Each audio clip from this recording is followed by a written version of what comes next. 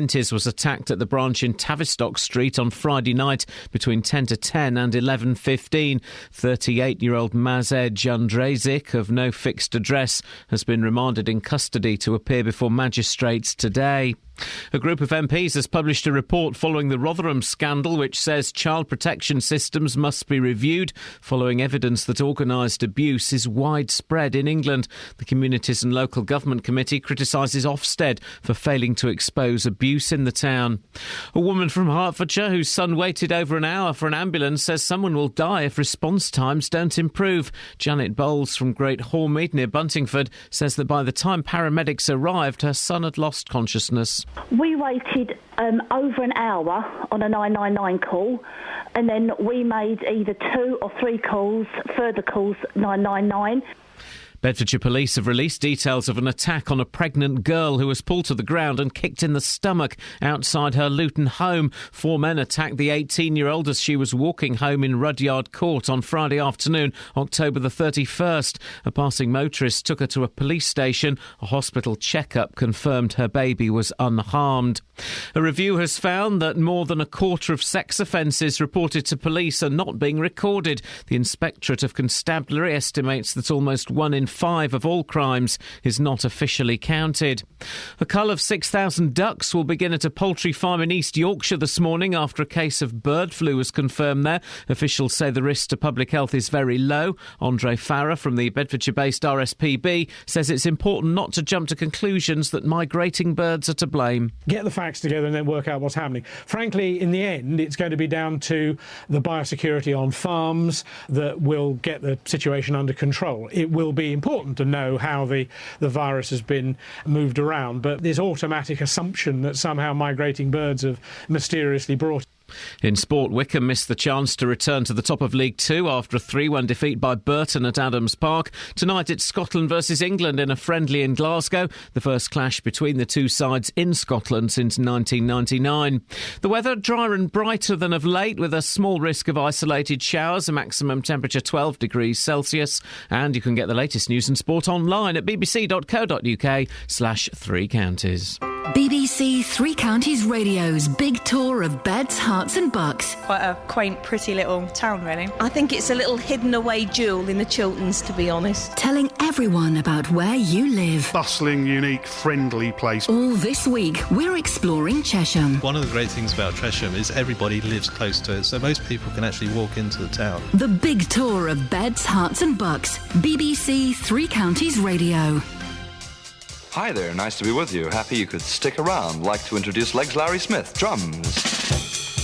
And Sam Spoon's rhythm pole. And Vernon Dudley Bohay Noel, bass guitar. And Neil Innes, piano. Come in, Rodney Slater alto saxophone. With Roger Ruskin Spear on tenor sax. Hi, Vivian Stanchel, trumpet.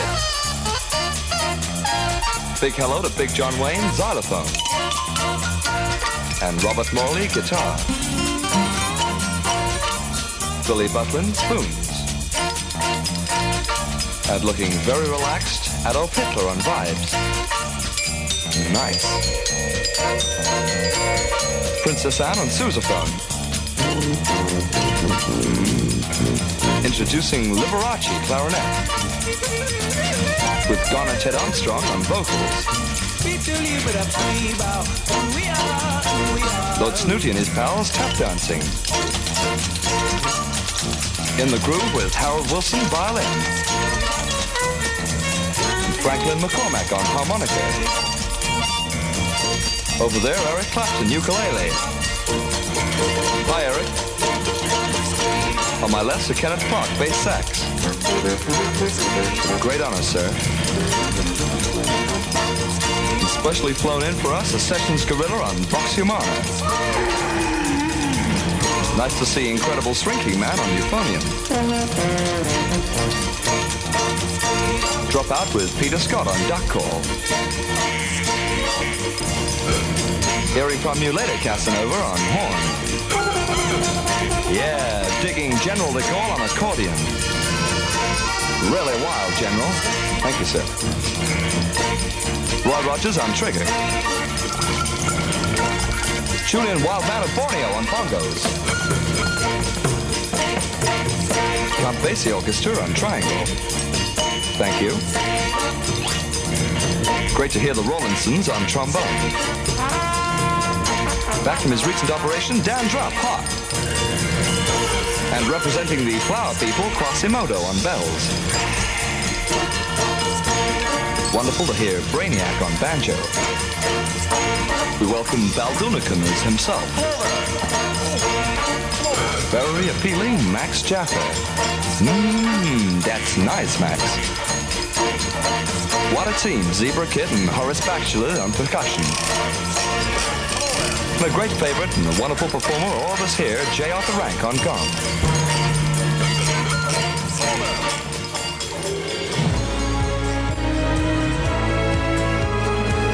We've not even started yet. Well, I thought if Wally Webb can end on the Shags, we can begin with the Bonzos. Morning, guys. Ian Lee, BBC Three Counties Radio. Justin Daly has made... Daly? Hang on a second, let me start again. What's that blonde lad's name? Justin Daly, but that's a great name for a feature. Justin Daly has made me a triple cough. I am off my whatevers. Bahookies. My bahookies are in the bazookies. Coming up on the show today, charities are calling for more sex in care homes. Yeah, it's going to be one of those, I'm afraid. It's a proper story. Boyle's here. Yes. Betts is there. Morning. There we go, you see, guys. And you're there, dear listener, with a phone cradled in your hand, waiting to call. What can you call about? Anything you want. 08459 455 555. Across beds, hearts and bucks. This is BBC Three Counties Radio.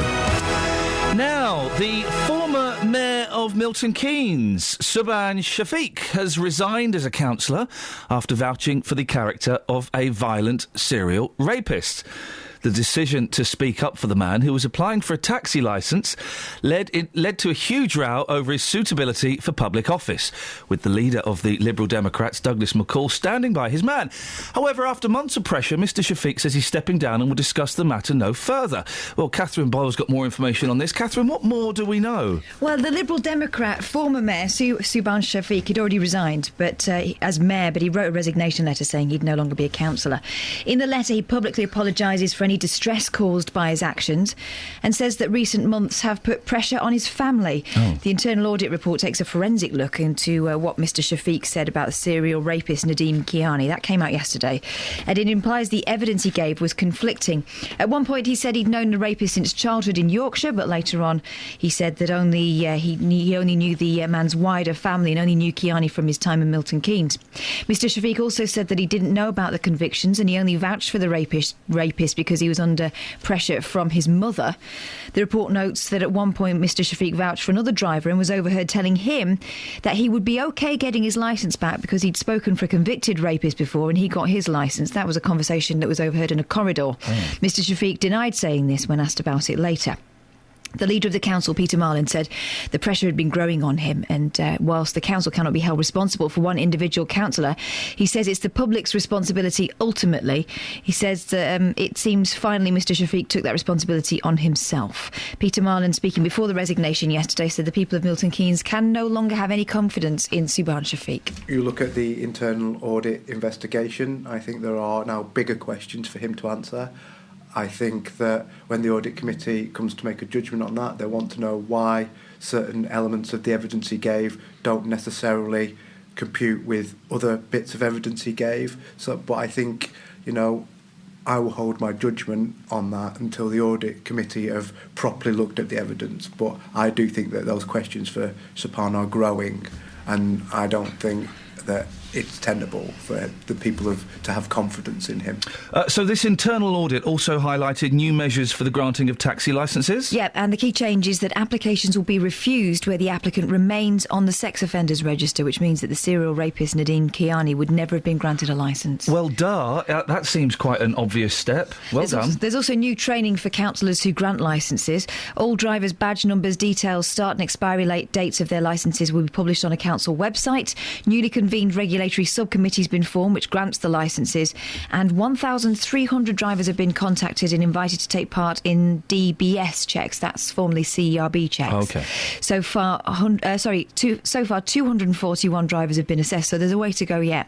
As for the granting of a licence to a serial rapist, the Chief Executive of Milton Keynes Council, Carol Mills, insists that whilst councillors involved followed the policy, they didn't put enough emphasis on public safety. They have, in the policy that was available at the time, very wide discretion that they can use in coming to that decision. And they used all the correct policy and procedure at the time. However, the report concludes that they perhaps they put too much emphasis on the issue of the ability to earn a living rather than the issue of public safety. So what else has the council been doing then? Well, after they dealt with the serial rapist Nadeem Ahmed Kiani, who had 4 convictions for serious sexual offences and went on to work in Milton Keynes for 3 years, they then took a sample of 100 taxi drivers. Of these, the council has concerns about 7 of them, though not as serious as Mr Kiani. 4 of them are now not working for Milton Keynes Council. Well, now former Mayor Subhan Shafiq is also one of those who's no longer working for Milton Keynes Council, and will be later on talking to the chair of the licensing committee, which is the regulatory subcommittee. She's called Katrina Morris. And we'll also be speaking to the Tory group leader Edith Bold and hopefully the leader of the Lib Dems, Douglas McCall. We've seen Mr Shafiq's letter of resignation. Basically what he says in it, paraphrasing ever so slightly, but I hope keeping the emphasis, is he's resigning to protect his family. Mm-hmm. Doesn't acknowledge he apologises for any distress, but then goes on a little bit more about his family. Doesn't acknowledge that he may have done something wrong, that he made a terrible few decisions. It's just he wants to protect his family. And he won't talk to us on this. No, and he sort of says at the end of that letter, that open letter, that this is the end of the matter as far as he's concerned. Oh right, yeah, because that's how it works. You do something really, really, ridiculous, and what could be perceived as being slightly dodgy. You give a recommendation for a serial rapist to have a cab licence, then you get stepped down, and then that's the end of the matter, isn't it? That's how it works, isn't it?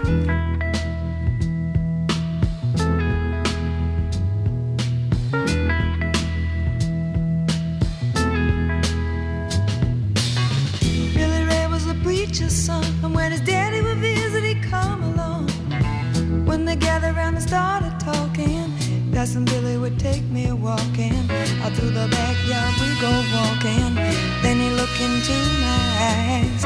Lord knows to my surprise, the only one who could ever reach me was the son of a preacher man. The only boy who could ever teach me was the son of a preacher man. Yes, he was. Yes, he was.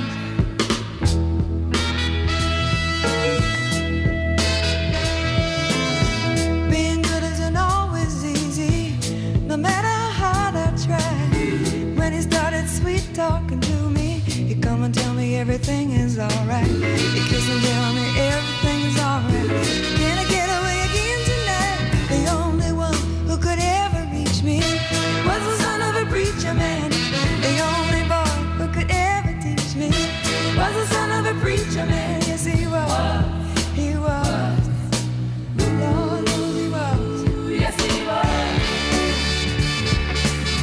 How well I remember the look was in his eyes, stealing kisses from me on the slide, taking time to make time, telling me that he's all mine, learning from each other's knowing, looking to see how much we've grown, and the only one who could ever reach me was the son of a preacher man. The only boy who could ever teach me was the son of a preacher man. Yes, he was. He was. Oh, yes, he was. The only one who could ever reach me. He was the sweet talking son of a preacher man. The only boy who could ever teach me. I guess he was the son of a preacher man. The only one. 08459 455 555. Call in about whatever you want, but we've got some great music coming up. That's all that matters right now. Travel news for beds, cards and bugs. BBC Three Counties Radio. Having a look at the speed sensors, there's not any problems at the moment showing up there. On the A1 southbound through St Neots, there's a lane closed there for roadworks around the Black Cat roundabout. That's not causing any delays at the moment. And in Clapham, on the A6 Paula Radcliffe Way, there's a lane closed there as well for roadworks in both directions at the A6 Clapham Road. That's not causing any delays either, but that could get busy later on as we get through the morning rush hour. In Watford, on the Hampstead Road, there's the stop-go boards in place at Langley Way, and that could cause some delays later on as well. Checking the train departure boards, there's no delays reported at the moment. Samantha Bruff, BBC Three Counties Radio. I think we all know what the Paula Radcliffe Way is, don't we? Disgusting. 6:16. It's Tuesday the 18th of November. I'm Iain Lee. These are your headlines on BBC Three Counties Radio.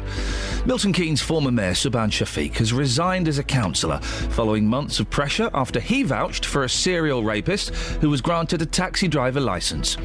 A man has been charged with raping a woman in the toilets of a KFC in Bedford.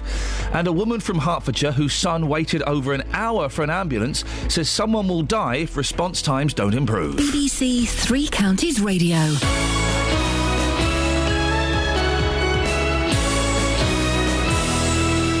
Sports, you betcha. Three Counties Sport isn't just about hearing your team in action. Feels a famous victory here! What drama we've had! It's about the managers. You've got to make the most of your openings, and we perhaps haven't done that, and haven't done it so far this season, if I'm honest.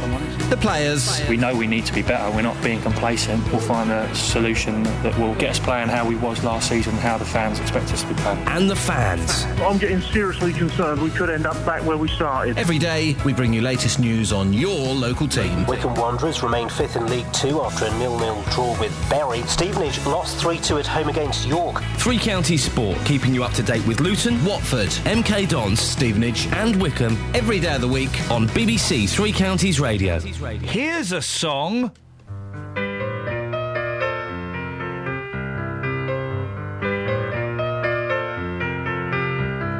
Falling in love was the last thing I had on my mind. Holding you is a warmth that I thought I could never find. Just trying to decide or stay by your side. I know I could cry. I just can't find the answers to the questions that keep going through my mind. Hey babe, isn't it time? It's your time to wait.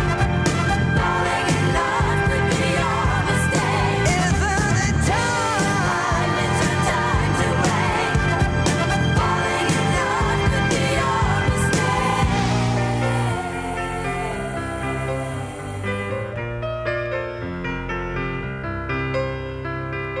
I've seen visions of someone like you in my life. A love that's strong, reaching out, holding me through the darkest night. Just trying to decide or stay by your side. I don't want to cry. I just can't find the answers to the questions that keep going through my mind. Hey babe, isn't it time? It's your time to wait. Falling in love could be your mistake. Isn't it time? It's your time to wait. Falling in love could be your mistake.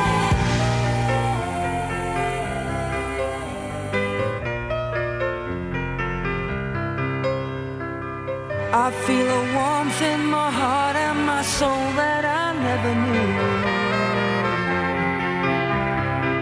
This love affair gives me strength that I need just to get me through. Just wondering why. I know I could cry, and everything seems alright. I finally found the answers to the questions that keep going through my mind. Hey babe, isn't it time? It's time, you don't have to wait. I know it's time. Love could be your mistake.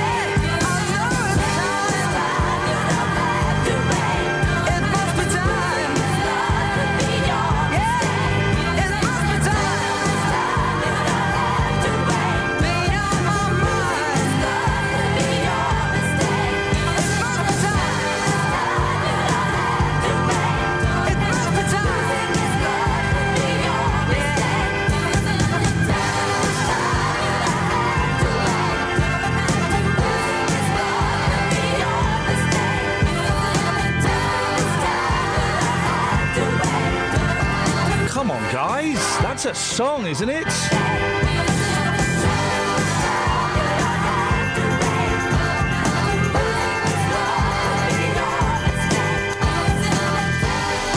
I've got another great song in a bit. I know, it's just all good songs this morning, guys. It's kind of got like a 70s rock feel to it, but what's wrong with that? Huh? 08459 455 555 is the telephone number should you wish to give us a call. Now, back in August, the East of England Ambulance Service was fined £1.5 million for poor response and turnaround. And according to the Bedfordshire mum we spoke to yesterday, it's not got a whole lot better. Rebecca Holder's baby son keeps having seizures, some of which stop him from breathing. She's complained after being left waiting for ambulances which either turned up late or not at all. Well, Tim Roberts is Unison's Regional Organiser for Health. Morning, Tim. Good morning. What's going on? I mean, the Ambulance Trust has faced some problems which date back for years, to be honest. Date back to when the previous chief executives has made some really disastrous decisions around what resources they deploy in the region. They had the wrong kind of vehicles and they didn't have enough staff. There was bad staff morale and there was a massive retention problem. And Unison was campaigning for years for the trust to try and take some concrete steps. And when the new chief exec, Anthony Marsh, came in January, he's been working with us, and it appears that now the trust has kind of reached the corner. It might not have turned the corner, but it's certainly there. It recognises the problems and it's put in place some plans to kind of tackle with it. But it's not going to happen overnight. So it can see the corner. It's approaching the corner. Is it approaching the corner at speed, or is it slowing down? Oh, it's approaching the corner at speed. So in the last few months, we've seen the trust announcing a significant recruitment program, including student paramedics. So it's going to employ far more paramedics. It's looking at kind of a development program for its existing staff, so they can progress to that level. But then, Tim, when it turns this corner, where's it going to find itself? More corners? Well, Crossroads? Ultimately, staggeringly, actually, the trust is saying that it's short of between 500 and 600 frontline staff. Flipping heck. So, I mean, that's the scale of the problem it's facing at the moment. But it's confident, and we've seen the plans that once it tackles, gets more staff in, it's also developed a number of senior roles within the organisation. So paramedics can get a pay rise by taking on clinical leadership roles, mentoring these new students, but while staying as paramedics, not becoming managers. And we've already seen evidence that's helping both kind of retention and also staff coming. So for the last 4 to 5 years, the trust was hemorrhaging frontline staff going to London Ambulance Service and East Midlands Ambulance Service, and what we're seeing now is the opposite, actually. Staff leaving London and coming to the East of England. Finally, Tim, you're confident they can turn this around? It's a tough challenge, but we think that kind of Anthony Marsh can do this, and we will continue to work with him to try and make it work. Tim, I appreciate your time. Tim Roberts, Unison's Regional Organiser for Health. After yesterday's story about Rebecca and her son, we did try to get the East of England Ambulance Service on the show today, Catherine. They said they talked to us yesterday. Are they going to come on the show today? What time? Well, they said that they'd give us a response. Oh. And they've sent us a really long statement. I can summarise it for you. Summarise it, please. Okay, this is from Anthony Marsh, who your guest there, Tim, was just talking about, who is the chief exec. Said, "I'd like to apologise for the delay in getting to Miss Holder and her baby. Okay. The call was originally a 111 call, which was passed on to us. We coded it as a green call, non-life threatening. Yep. We sent 2 ambulances. This is about the baby that was lifeless. That she had to perform CPR. He had fits and was lifeless. Yeah. Okay. Yep. And it was out of the blue. She'd never experienced it before. Oh, okay. Green call, non-life-threatening. We sent 2 ambulances, both of which had to be diverted to other patients. One to a child who'd fallen over and sustained an injury. Okay. And one to someone who was experiencing some chest pains, amongst other symptoms. The recruitment of hundreds of new staff, which is underway, will further increase ambulance cover and improve our response to patients. I mean, the rest of the statement is pretty much about what they're doing to improve service. So they're not coming on the show? No. Okay. Interesting, though, the non-life-threatening element of that. You've got a baby there that's limp and lifeless. what would be great would be able to talk to them about this, because, you know, we're getting the story from the mum, obviously, which may be slightly biased, we don't know, and we're getting a statement from them that we can't question. So, you know, my natural way of thinking is be inclined to believe the mum, because I can't question the East of England Ambulance Service. That's how it works, you see, guys. If we have dialogue, then you can put forward a more persuasive point of view. Well, at least the Daily Express have found another cure for dementia. It's not a cure, it's a prevention. Oh, what do we do? Not get old? Cut calories, isn't it? Oh. Sticking to a low-calorie diet from middle age... May? Is it going to be May next? No. Is the key to living a long and healthy life, experts say. It not only slows the ageing process, but can stave off a host of diseases, including cancer and dementia. A study suggests that men who normally eat 2,500 calories a day should cut back to 2,000. Women used to 2,000 should cut back to whatever. I don't understand the calorie numbers. I thought 2,000 was the maximum for a man anyway. Researcher Dr. Stephen Ginsberg told the Daily Then you get to get to paragraph 4 before we got into the world of fantasy. Researcher and dreamer Dr. Stephen Ginsberg told the Daily Express that his exciting breakthrough could even lead to a daily pill, which would mimic the effects of a low-calorie diet when combined with exercise and generally healthy living regime. Let's read that again. His exciting breakthrough could even lead to a daily pill which would mimic the effects of a low-calorie diet when combined with exercise and the general healthy living regime. Yeah, and also, I might grow wings out of my butt and start flying to space. The Jetsons. Yeah, we go, ladies and gentlemen. The researchers say that calorie-reduced diets cut the number of... Turn to page 7 if you want to read more of this bullshine. You going to do it, then? Yeah, of course, why not? I don't want to get dementia. Travel news for beds, cards and bugs. BBC Three Counties Radio. Checking the cameras at the moment, it's looking quite quiet across the county. In High Wycombe on the A40 Oxford Road, there's a lane closed there in both directions around Temple Street, so that could cause some delays to your journey around there this afternoon. And in Chalfont St Peter on the A413, there's gas mains works happening at Joiners Lane, so that could cause some delays too. In Roxton, there's the ongoing roadworks to the Black Cat roundabout on the A1 Great North Road. Expect some delays later on if you're travelling through there. We've got no reports of any problems so far on the trains either. Samantha Bruff, BBC Three Counties Radio. Across beds, hearts and bugs. This is BBC Three Counties Radio.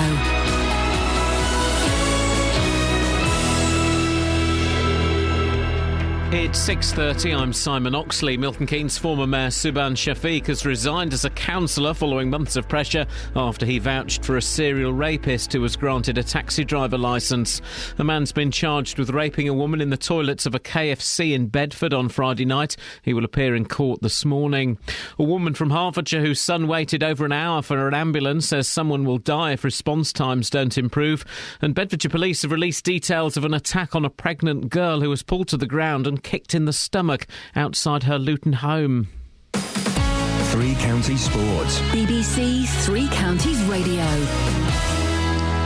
Wycombe missed the chance to return to the top of League Two after a 3-1 defeat by fellow promotion hopefuls Burton at Adams Park. Paul Hayes scored for the Wanderers from the penalty spot. His manager Gareth Ainsworth. We didn't defend well. We were unrecognisable sometimes. The way we defended, we didn't get the ball down and play the way we have been doing.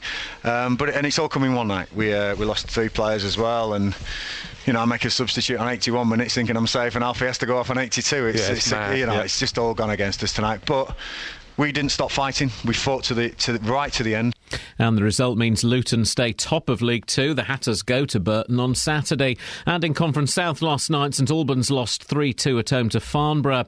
Tonight it's Scotland versus England in a friendly at Celtic Park in Glasgow. The first clash between the two sides in Scotland since 1999. England manager Roy Hodgson says they'll relish the occasion. We know what the atmosphere is going to be like. We welcome it. We embrace it. Congratulations to Scotland for having a a stadium which gives them that type of atmosphere and which obviously helps them enormously in their games, we're more than happy to come here and play and experience it, and we'll try and do our best on the field to quieten the crowd down.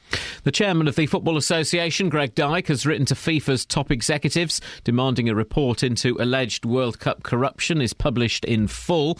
And in darts, the world's top players are heading to Milton Keynes in the new year, with the Masters tournament moving to the arena at Stadium MK. The likes of Phil Taylor and reigning world champion Michael van Gerwen will be in Milton Keynes on Saturday, January the 31st and Sunday, February the 1st for the televised event. BBC Three Counties News and Sports. The next full bulletin is at 7.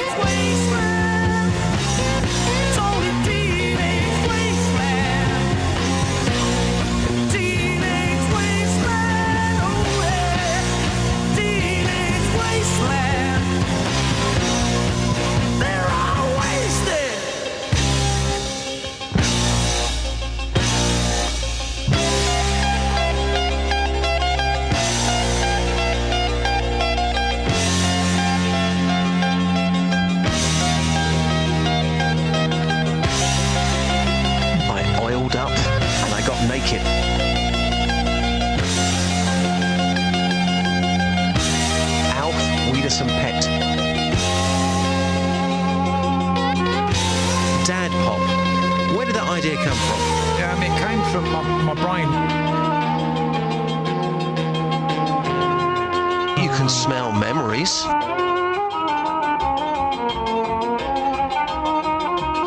come here, give me a big cuddle. Tell us what you're doing right now.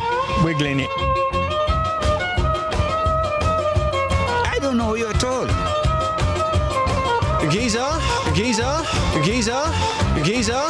Why is it disturbing to see a man in a monkey onesie?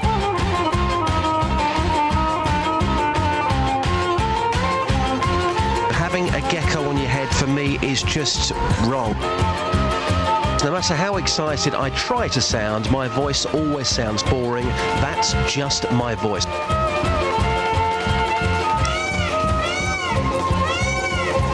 That, my friends, is the sound of a peacock.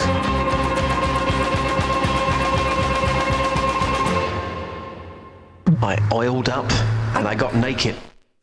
Morning, guys. This is Iain Lee. And that was The Who, and this is Kev. Good morning, Kev. Good morning, Iain. That was absolutely brilliant. Wasn't it just? I wrote it myself.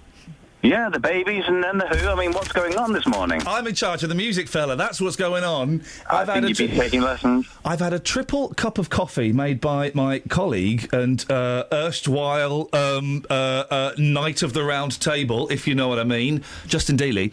And I'll be honest, Kev, I am off my face. Oh, that's good. I am as high as I was 10 years and 1 month ago. But without the tears. That'll come probably about 5 minutes past 9, I reckon. You think, Kev? Yeah. He came downstairs all swanky and all coffee. Yep. And I said to Simon Oxley, you just wait for the dried up husk that man comes back up at 9 o'clock. That Baby song is brilliant, isn't it? It was. Kev, you're through you're through to... It's like we're on a delay and you're in Los Angeles in the 1980s. You're through to Catherine Boyle. What would you like to ask her? I would like to ask her what happened with the presenter that was going to be waking up Eastern Europe. Oh, yeah. Remember you had the app? Yeah, we had the app. It was rubbish. It just kept phoning people. We couldn't hear them on the other side of it. I don't know whether I was actually doing a good deed that morning or ringing up random people who couldn't understand a word I was saying. It just felt fruitless, Kev. So I think maybe if we do it again, we just branch out on our own and just do it randomly. Yeah, because, I mean, we've got enough Eastern Europeans in Northamptonshire, if you remember the story from last week. Yeah, we could phone up random Eastern Europeans here. Yes. But what would you say to them? Wake up. Morning. Yep. Hiya. How about... Here we go. Slivki, wstawaj. What the hell does that mean? Everyone's panicking here, Kev. Stand up, plums. Thank you very much indeed.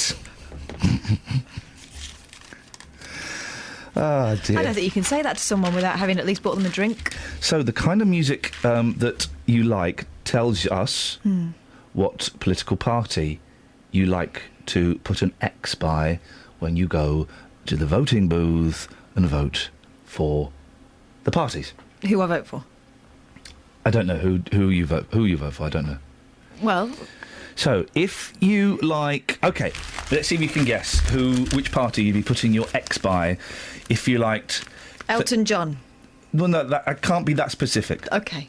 OK, if you like hot gossip... Hot gossip? Yeah. Are they... They're not... It's in the list. They were Dance Tree, weren't they? Well, it says you'd listen to hot gossip. Oh.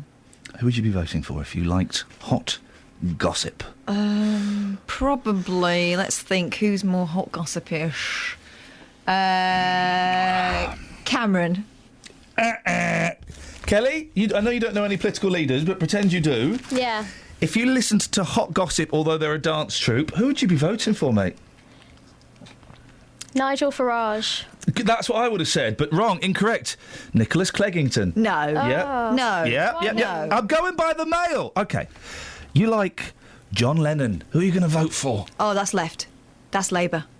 Kels? Yeah. Yeah, you're right. OK. All right. OK. You like the Carpenters. Yep. Who are you going to vote for? Tories. Cameron. It could be Cameron or it could be Farage. They both... Farage. What? They both like the Carpenters. All right, here we go. Oh, blimey. OK. Cliff Richard splits the vote again. Oh, yeah, that's going to be right, isn't it? Yeah, it's UKIP and Cameron. This is the problem, you see, with UKIP. They're splitting the musical vote. This is going to be awful when it comes to X Factor. They should call themselves Eucliffe.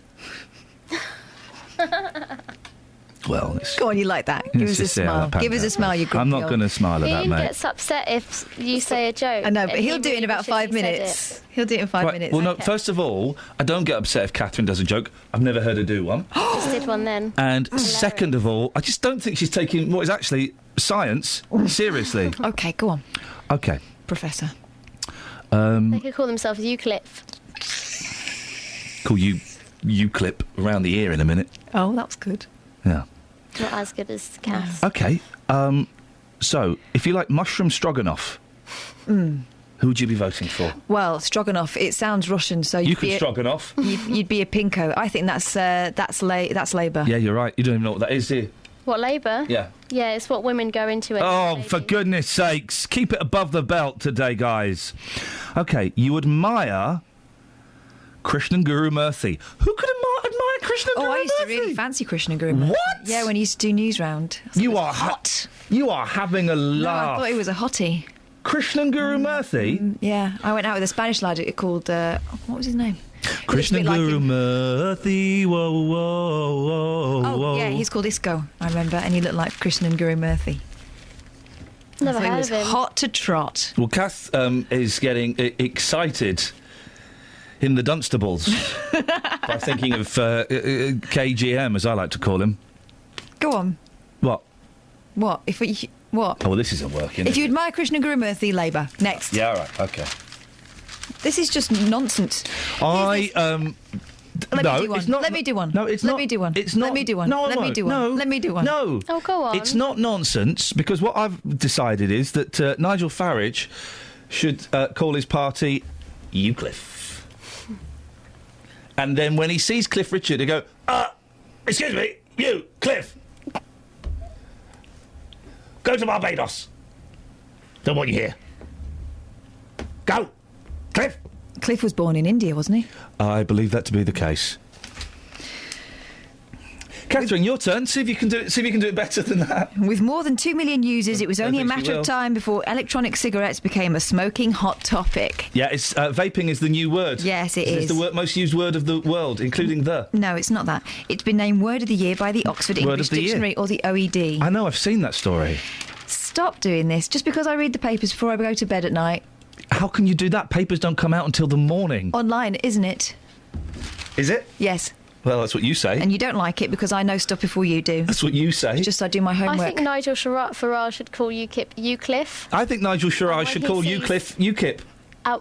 And when he sees Cliff Richard... Rivals for he the should title say, hey. of Word of the Year. Euclid. Right, you, Cliff. Oi. That's not a bad... Hello.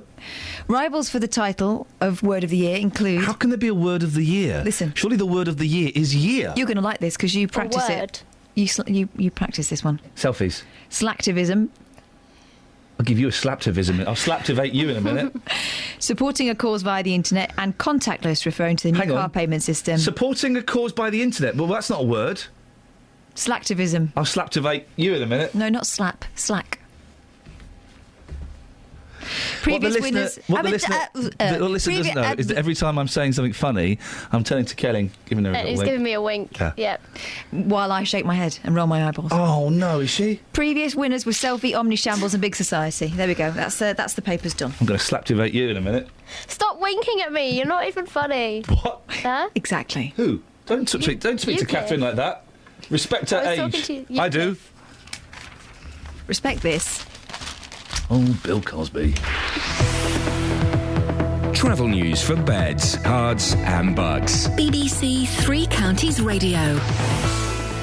In Stevenage, looking at the speed sensors, and it's looking quite slow around the A1M southbound and around the junction 7 for Stevenage, and on the M1 southbound it's looking quite heavy at junction 10 for the Luton Airport Spur Road on the speed sensors. Having a look in Bricketwood, and the A405 North Orbiter Road's looking quite heavy around the M25 junction 21A roundabouts, and also looking at the M25 anti-clockwise, it's building up between junction 21 for the M1 and 20 for Kings Langley. Elsewhere on the A413 in Chelfont St Peter, it's moving well around there at the moment, but there are the roadworks in place at the High Street where it meets Joiners Lane, and in High Wycombe on the A40 Oxford Road there's a lane closed there in both directions at Temple Street, so expect some delays there as it starts to get busier on the roads this morning. There's no reports of any problems at the moment on the trains though. Samantha Bruff, BBC Three Counties Radio. Thanks very much. You all right, Boyley? Yeah. What's going on? Nothing. Okay. 6:46. It's Tuesday, the 18th of November. I'm Iain Lee. These are your headlines on BBC Three Counties Radio. Milton Keynes' former mayor, Subhan Shafiq, has resigned as a councillor following months of pressure after he vouched for a serial rapist who was granted a taxi driver licence. A man's been charged with raping a woman in the toilets of a KFC in Bedford. And a woman from Hertfordshire, whose son waited over an hour for an ambulance, says someone will die if response times don't improve. Coming up, I know, why don't we get Justin Dealey on the line? But before that, here's the weather with Kate. Beds, Herts and Bucks weather. BBC Three Counties Radio. Good morning. Quite a cloudy day right the way across. We could see one or two showers just work their way through as well. Not particularly heavy by the time they reach us. Shouldn't be too many though, and we'll get some breaks in the cloud this afternoon, so we should get some sunny spells. The temperature's struggling though. We have an easterly breeze. It's just struggling up to around 11 Celsius. Overnight tonight, still one or two showers, but should remain dry for most places. Bit of a clear spell and a low cloud, maybe one or two areas of mist and fog likely to develop, higher ground especially, so up on the North Downs and also out towards the Chilterns. But the minimum temperature around 5 Celsius. We're still hanging on to a little bit of a breeze. Now through tomorrow, one or two brighter or sunny spells, showers tomorrow afternoon, maximum temperature similar at 11 Celsius. And that's your forecast.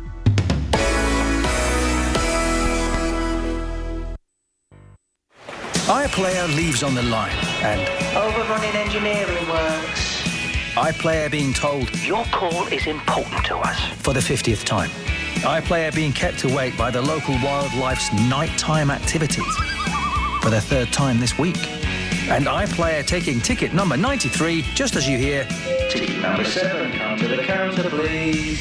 BBC iPlayer, BBC radio and TV, always there when you need it. Celebrities accused of using BBC's Children in Need to promote their music and tour dates. They wouldn't do that. What do you mean accused? Of course, that's how it works. They do it for nothing, don't they? Of course. They are, of course, there to help raise money for charity, but some of the stars of this year's Children in Need have been accused of also using it as a convenient opportunity to raise their own profiles, says the Daily Mail having a pop at the BBC. Viewers have criticised a string of singers for shamelessly promoting their albums and tour dates during the BBC One... This is the second most made-up story I've ever read in a newspaper. The other one was in that rag about me. But it featured performances by One Direction, Cheryl, Catherine Jenkins and S Club 7, all of whom have new singles, albums or tours to promote. Well, why would Children in Need want to put on some old act that's not selling any records anymore? The only time I would agree with this being a bad thing was at the Olympics when George Michael did his new single. Yeah, and he should have got Andrew Ridgeley back, and they should have done a Wham medley. Bit of Baby I'm Your Man. Should have done a Wham medley, right? But Children in Need, yeah, that's how it works. You scratch on my back, I scratch on your back. This is nonsense. Well, Children in Need and every other programme. Why do you think Taylor Swift goes and sits next to Graham Norton? Mrs Fernandez Vicini, 31, performed her new single Only Human, while One Direction performed Night Changes, released that very evening. One Twitter user wrote, One Direction using Children in Need as a shameless plug for their new single, #shame on you. Well, no, there's nobody else listening to this who thinks this is the most ridiculous story in the world, is there? 08459 455 555. Do you want a song? Yeah.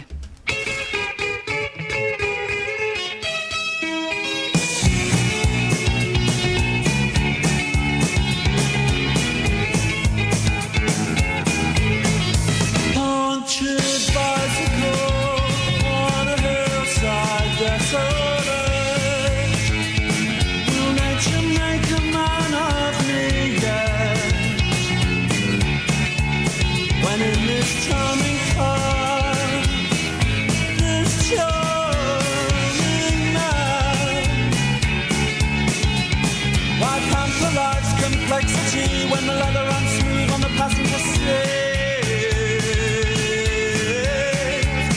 I would go out tonight, but I haven't got a stitch to wear.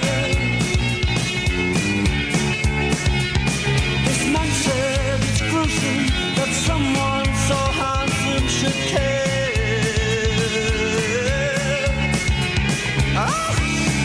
A jumped up country boy never knew his place. He said, return the ring,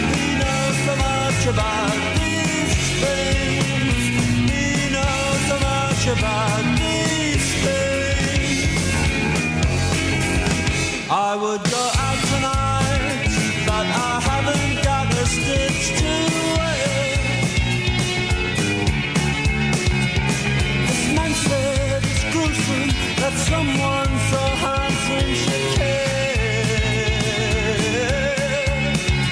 Na, na, na, na, na, na. This charming night. Na, na, na, na, na. This charming night. A drummed-up country boy who never knew his place. He said, return to me. He knows so much about these things. He knows so much about these things. He knows so much about these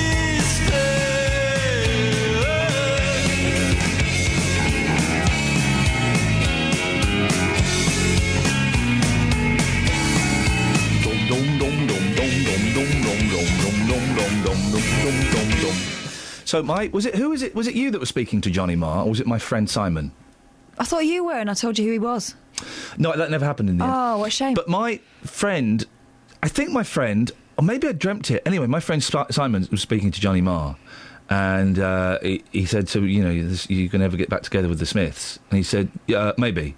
He said, "But I don't need to. But that's my banker. Yeah. If ever I need 10 million quid, I've got that in the bank if I need to go to it." Well, he reckons, but Morrissey's not well. Oh, he'll be all right. He wants to jump on that quick. I saw Morrissey in concert about 2 years ago. He was brilliant. Yeah, I saw him about 20 years ago. He was brilliant. He lay on the floor. Yeah, he does that for most of it. He's not well, is he? Well, he was having a rest. He was quite a big fella. He kept going through shirts. Yeah. Very sweaty man. Eucliffe, isn't it? Where's Dealey? Milton Keynes. Smoothly done, Kelly. Hello. Look at the state of that. Look at the state of that. Where's Dealey? Milton Keynes. All right, nice one. Good, I'm glad we've got that sorted. Hey, here's a funny story. Oh, we need a laugh. Unless you're the bride. Oh. In this scenario, for whom her life is ruined. Well, I knew the bride when she used to rock and roll, yes. She didn't. What? A groom has divorced his bride on their wedding night after seeing her face for the first time. Ooh, cha-cha. The couple from Saudi Arabia agreed to marry each other despite not having met face to face. Of course they did. A popular custom in certain Middle Eastern countries. You said face to face. Well, that's not necessarily... Face to face. I've just written a song. Yeah, a rubbish one. Can I have a cough? When the bride... A big one. No, I don't think he wants any more. Really big. I think you've had really enough. big coffee. I think you've had enough. Really big coffee. I think you've had enough. Ah! You need to calm down. Oh! Yeah, go on.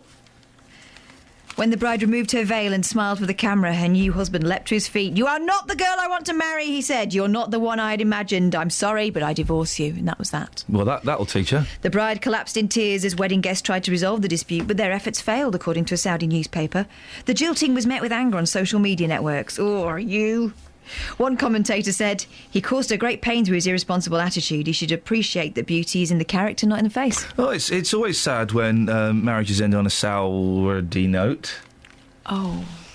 No one buys fish fingers anymore. I tell you why, because they are rubbish. I can't eat fish fingers because when I was 8, my mum cooked me some fish fingers, and this is in the 70s when food wasn't really regulated. And was it grey fish fingers like at school? Yeah, it was great. It was great. And I've since then I've never been able to eat a fish finger. You want a posh fish finger? Oh. Posh fish fingers is all right. Catherine. What? I don't know. Soft, white, flaky meat. It's not really meat, is it? But you know what I mean. Brits are losing their taste for fish fingers. I like fish fingers. It's bad news for the tea time staple. Fish fingers will turn 60 next year.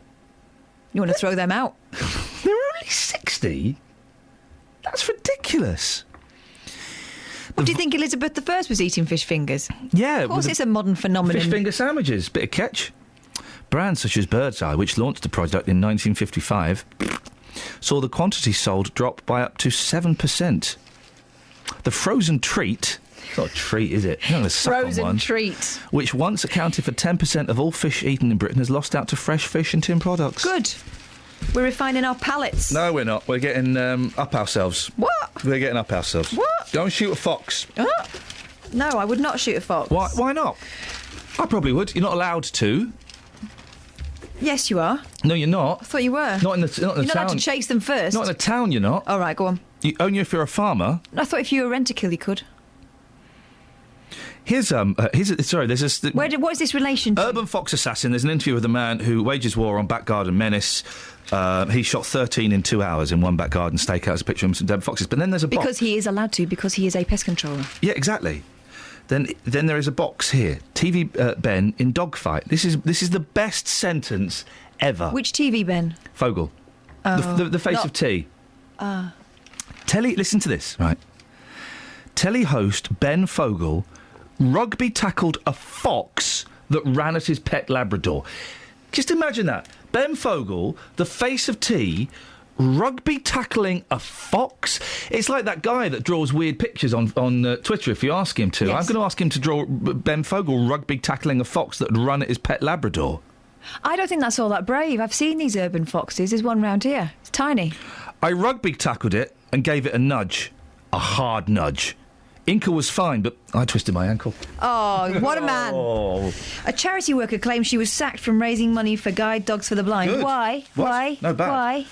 Because she was blind. Visually impaired. There we go, you see. Zoe Goodman, 19, suffers from Stargardt's disease, which is causing the progressive loss of her vision, and struggled to read the computer screen in the call centre where she worked. Ah, so she couldn't do her job. She asked for magnifying software to help her cope, but was told it was not available, and then was asked not to return to work. Well, I think it's probably more complicated than that. She couldn't do her job. Yeah, but she's working for one of the leading blind charities. She couldn't do her job. Yeah, but she's working for one of the leading blind charities. Again, that's irrelevant. She couldn't do her job. Should they have enabled her to do her job? I think they have to make... I think they have to try. Yeah. So she asked for this thing and they said no and don't come back. According to her. Apparently, yeah. I do think, yes, I'm all for, all kinds of people getting jobs. Disabled people, women. But if they can't do that job, they shouldn't be doing that a job. Can you do me a favour? Yes, mate. I'm only a woman. Can you read this gesture? One finger, two fingers, mate. Flippin' heck. Thanks very much. 08459 455 555. A speaker dissents. Travel news for beds, cards and bugs. BBC Three Counties Radio. Things are moving quite well around Stevenage at the moment, but having a look at the A1M on the speed sensors, it's looking quite slow around junction 7 for Stevenage. On the M1 southbound, it's looking quite heavy at the moment between junction 10 for the Luton Airport Spur Road, and in Boreham Wood, looking at the Barnet bypass, that's queuing between the Stirling Corner and the Mill Hill Circus. On the M25 anti-clockwise, it's queuing between junction 17 for Maple Cross and 16 for the M40. They're having a look around High Wycombe. That's not looking too bad at the moment, and looking at the trains, there are reports of any problems there at the moment either. Samantha Breath, BBC Three Counties Radio. Thank you, Samantha. 08459 455 555 is the telephone number. Makes sense. If the woman couldn't do her job because of her disability, it doesn't matter where she was working, then she shouldn't have the job, surely. You can give us a call about that or pretty much anything you want, to be honest. I've got an interesting email from Jill about the mum we spoke to yesterday. Do you remember that? She called an ambulance because her little boy was fitting. But we've had a statement from the East of England Ambulance Board, Society, Federation, Service. I'll read you Jill's email after the news. Local and vocal across beds, hearts and bucks. This is BBC Three Counties Radio.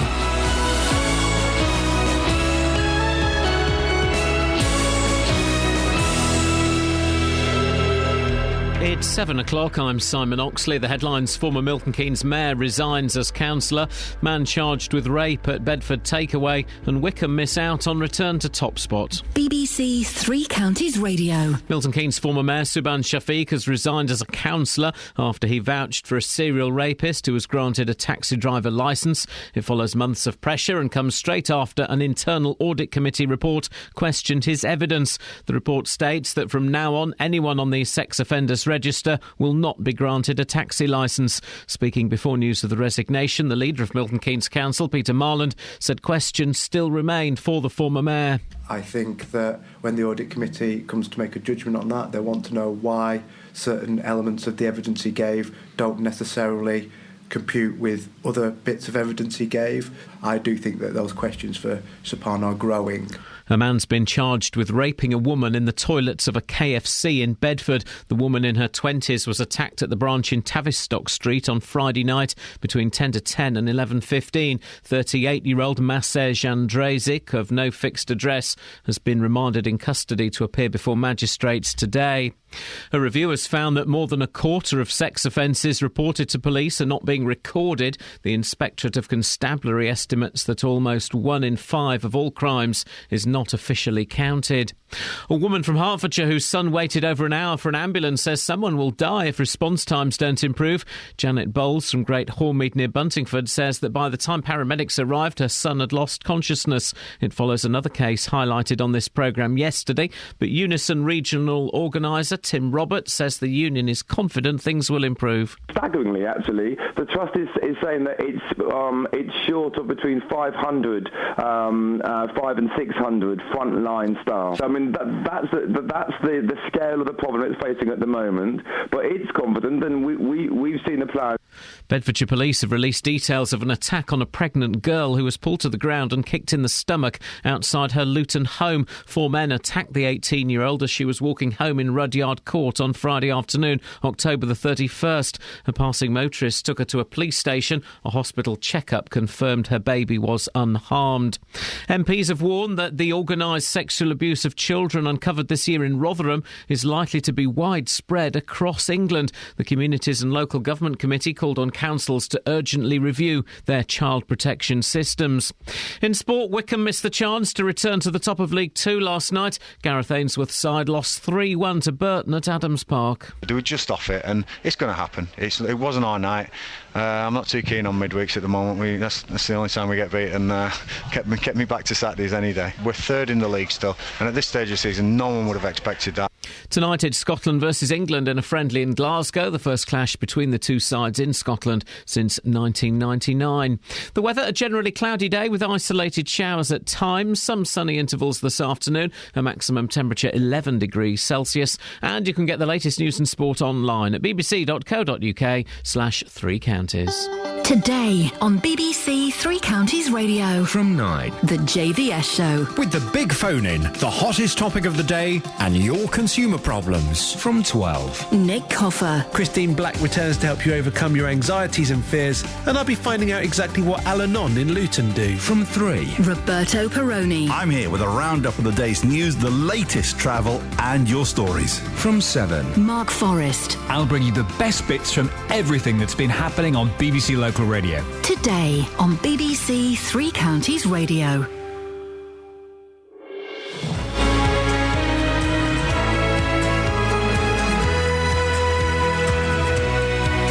Morning, guys. Iain Lee, BBC Three Counties Radio.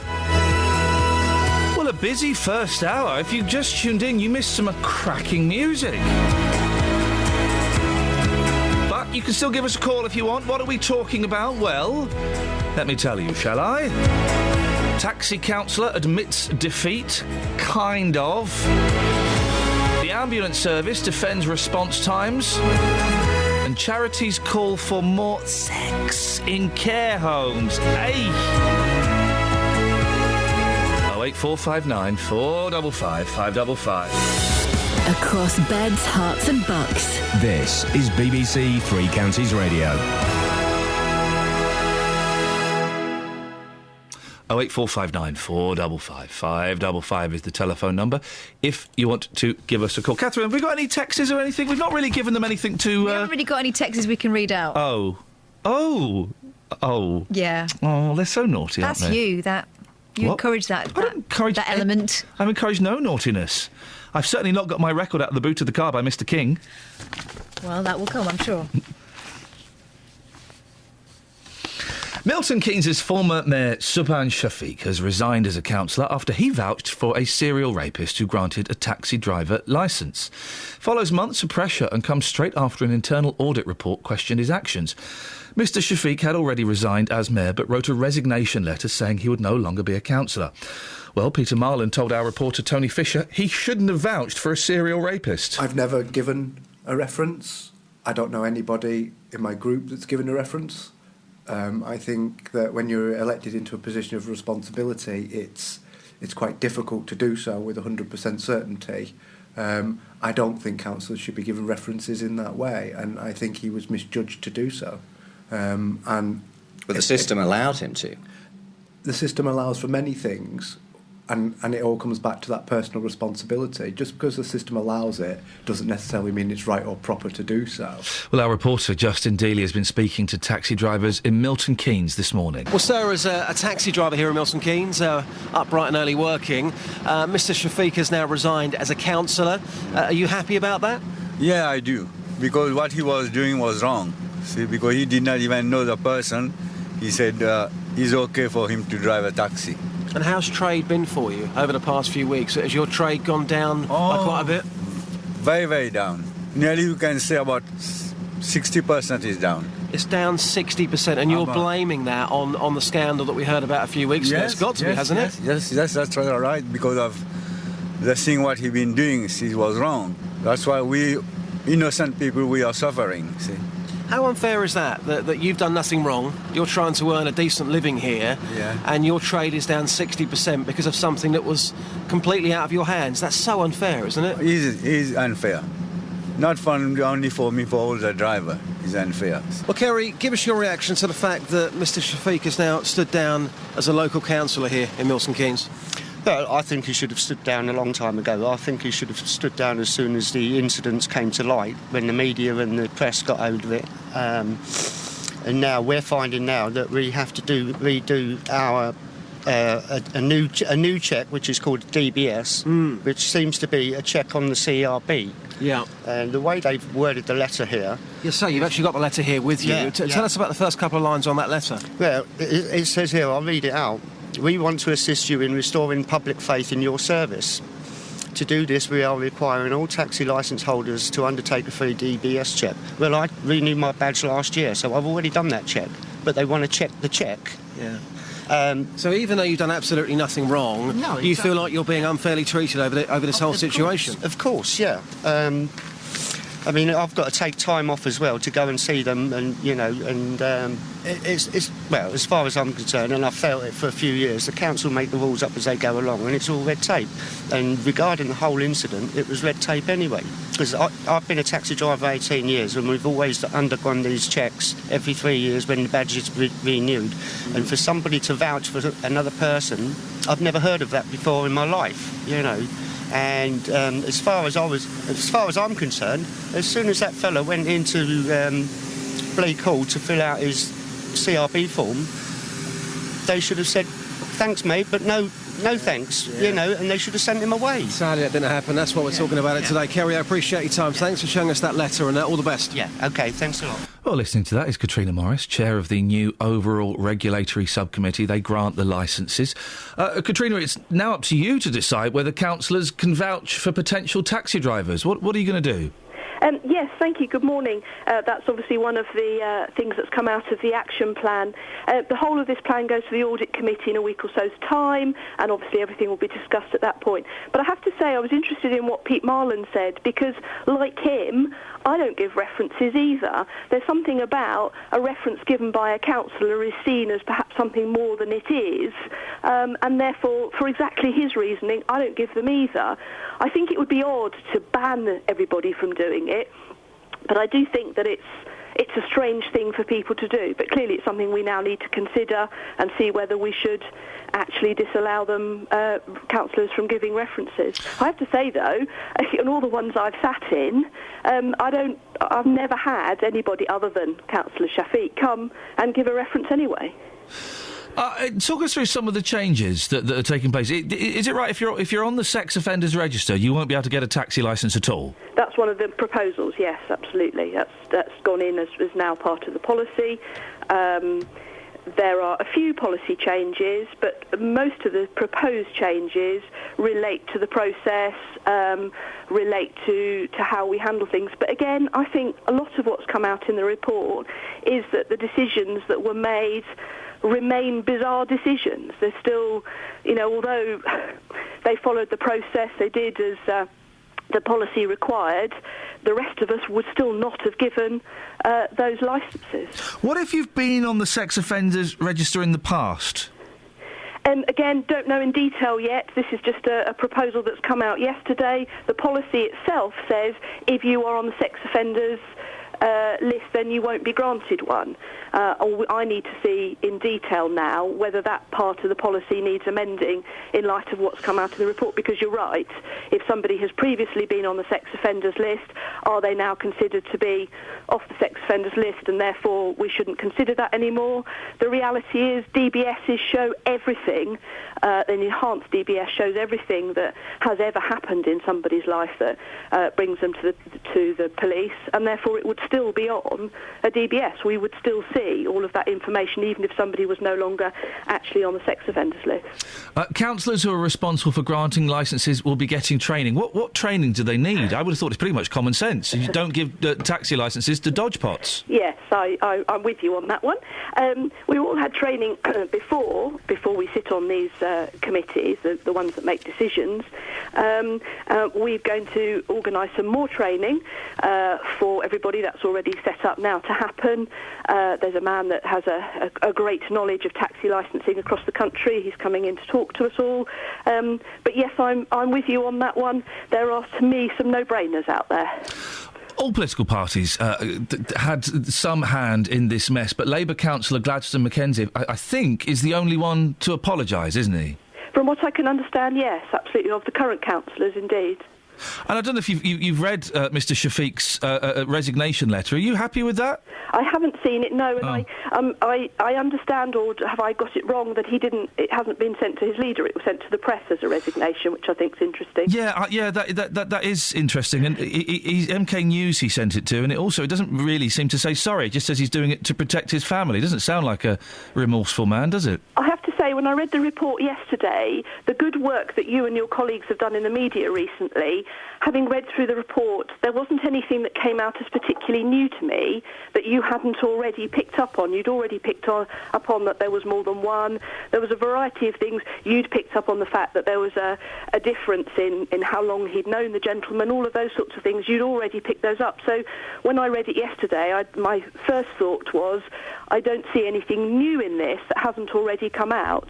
So I'm interested that obviously there was something new that he felt was now the time to resign. Finally, Katrina, do you think that Milton Keynes has flagged up problems that other councils have been lucky not to deal with? I have no doubt in that. Yeah. And I think there are an awful lot of councils out there going, thank goodness it wasn't us, and rather rapidly looking into their taxi services as well. There is no doubt about that in my mind. But, at the end of the day, that's good. It'll clear up the taxi service throughout the country, and ours hopefully will start to be right up there as the taxi service that anybody can trust the most, and that's what we're working with the trade to ensure we can do. And finally, just going back to Mr Shafiq, he also says in the letter he doesn't want to discuss this any further. Is that good enough?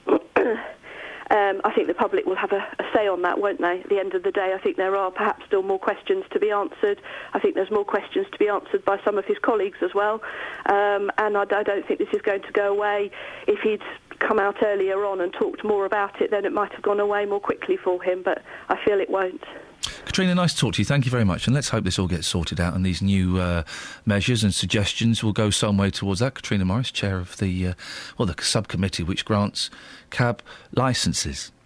08459 455 555 is the telephone number, should you wish to give us a call. I know we've not really given you kind of anything to sink your teeth into yet. We'll have a little look through the papers, see if anything pops up that you might want to have you heard on. You can, of course, as you know this, regular listeners, if there's something that we're not talking about that you feel we should be, then you can give us a call anyway.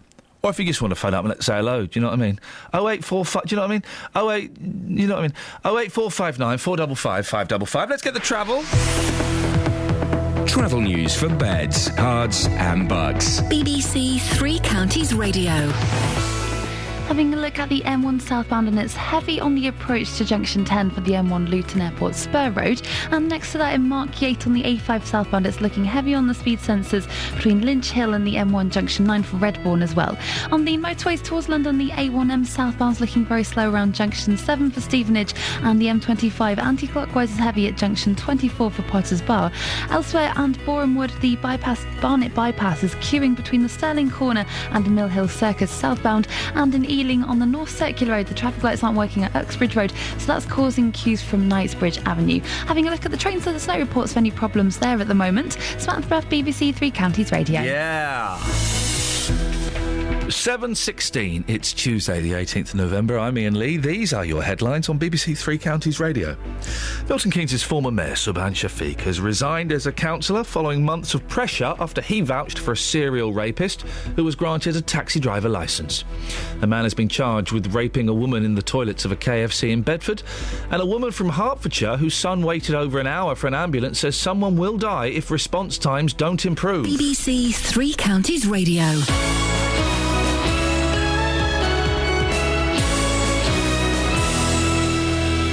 Rob, how's it going?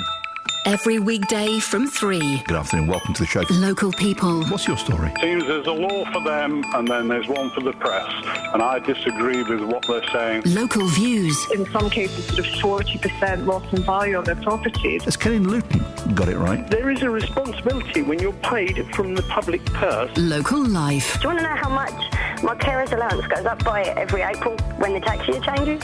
£2. Roberto Peroni. And is it fair to target people on benefits? Weekdays from 3. BBC Three Counties Radio. A little bit niche, mate. Now, mystery caller, line 1. Who is this? It's a mystery caller. Oh, it's not Tony Fisher, is it? It's a mystery caller. Yeah, well, have I worked out who the mystery caller is? Maybe. Right. Is it Tony Fisher, the reporter who, in inverted commas, works here? I think we'd like to rephrase that. OK. Is it Tony Fisher, the bloke that hangs about in our office every day? Can you rephrase that? OK. Is it homeless Tony Fisher who sits in the corner drinking from a bottle of meths? I think you better rephrase that. Catherine, what do you want me to say? Is it Tony Fisher? I am saying hello. But is it Tony Fisher? I'm saying hello. Oh, of course it's Tony Fisher. Are you Tony Fisher? I might be. Right. Hello. Hello. You all right? Yeah, fine, thanks. You in today? I am, yeah. Are you? See you later then. Right. 08459 455. Am I in? You're talking to me. Peter's in Walmer Green. Morning, Peter. Good morning. What do you have a whinge about today? I would like to talk about the different councils and their methods. Can you believe that Tony Fisher just called us up? Not at all. Do you know who Tony Fisher is? No, not at all. No, nor do I. No, he's one of our talented reporters here, as opposed to one of our untalented reporters here. Well, that's very nice indeed, because there's very few of them about. Well, Tony is what I like to call old school. He's been doing this for the last 50 years, and so he employs proper old-fashioned techniques. He drinks whiskey for breakfast, and probably manners too. Yeah, exactly. He smokes tabs, and he doesn't mind roughing up somebody if it means he gets the story. Well, I don't understand that if he's that old. Well, yeah, some of these old boys have still got it. I remember once, Peter, I was doing some filming, OK? I was doing a thing called Vox Pops, which is where you stop people in the street and you ask them questions. Yes. I was stopping people in the street and asking them silly questions. I saw a gentleman coming towards me, a short fella, very short, old, probably in his 70s. I thought, I recognise this man, but I can't think who it is, right? Yeah. So he came up to me, and I started asking him some silly questions. Probably something along the lines of, if Princess Diana's DNA was injected into some meat, would you eat it? Something like that, right? And as I'm talking to him, being cheeky to him, it clicked who it was. It was Mad Frankie Fraser. Oh, was it? Yeah, it was Mad Frankie Fraser. I was cheeking Mad Frankie Fraser. Yeah, well, I've got a background with people like that, really. Were you a gangster? No. Gangster? But two of the brothers used to come down to our street. One of them caught in a goal. Which brothers? The Crays? Yeah. Oh, yeah. And the... Probably guess which one.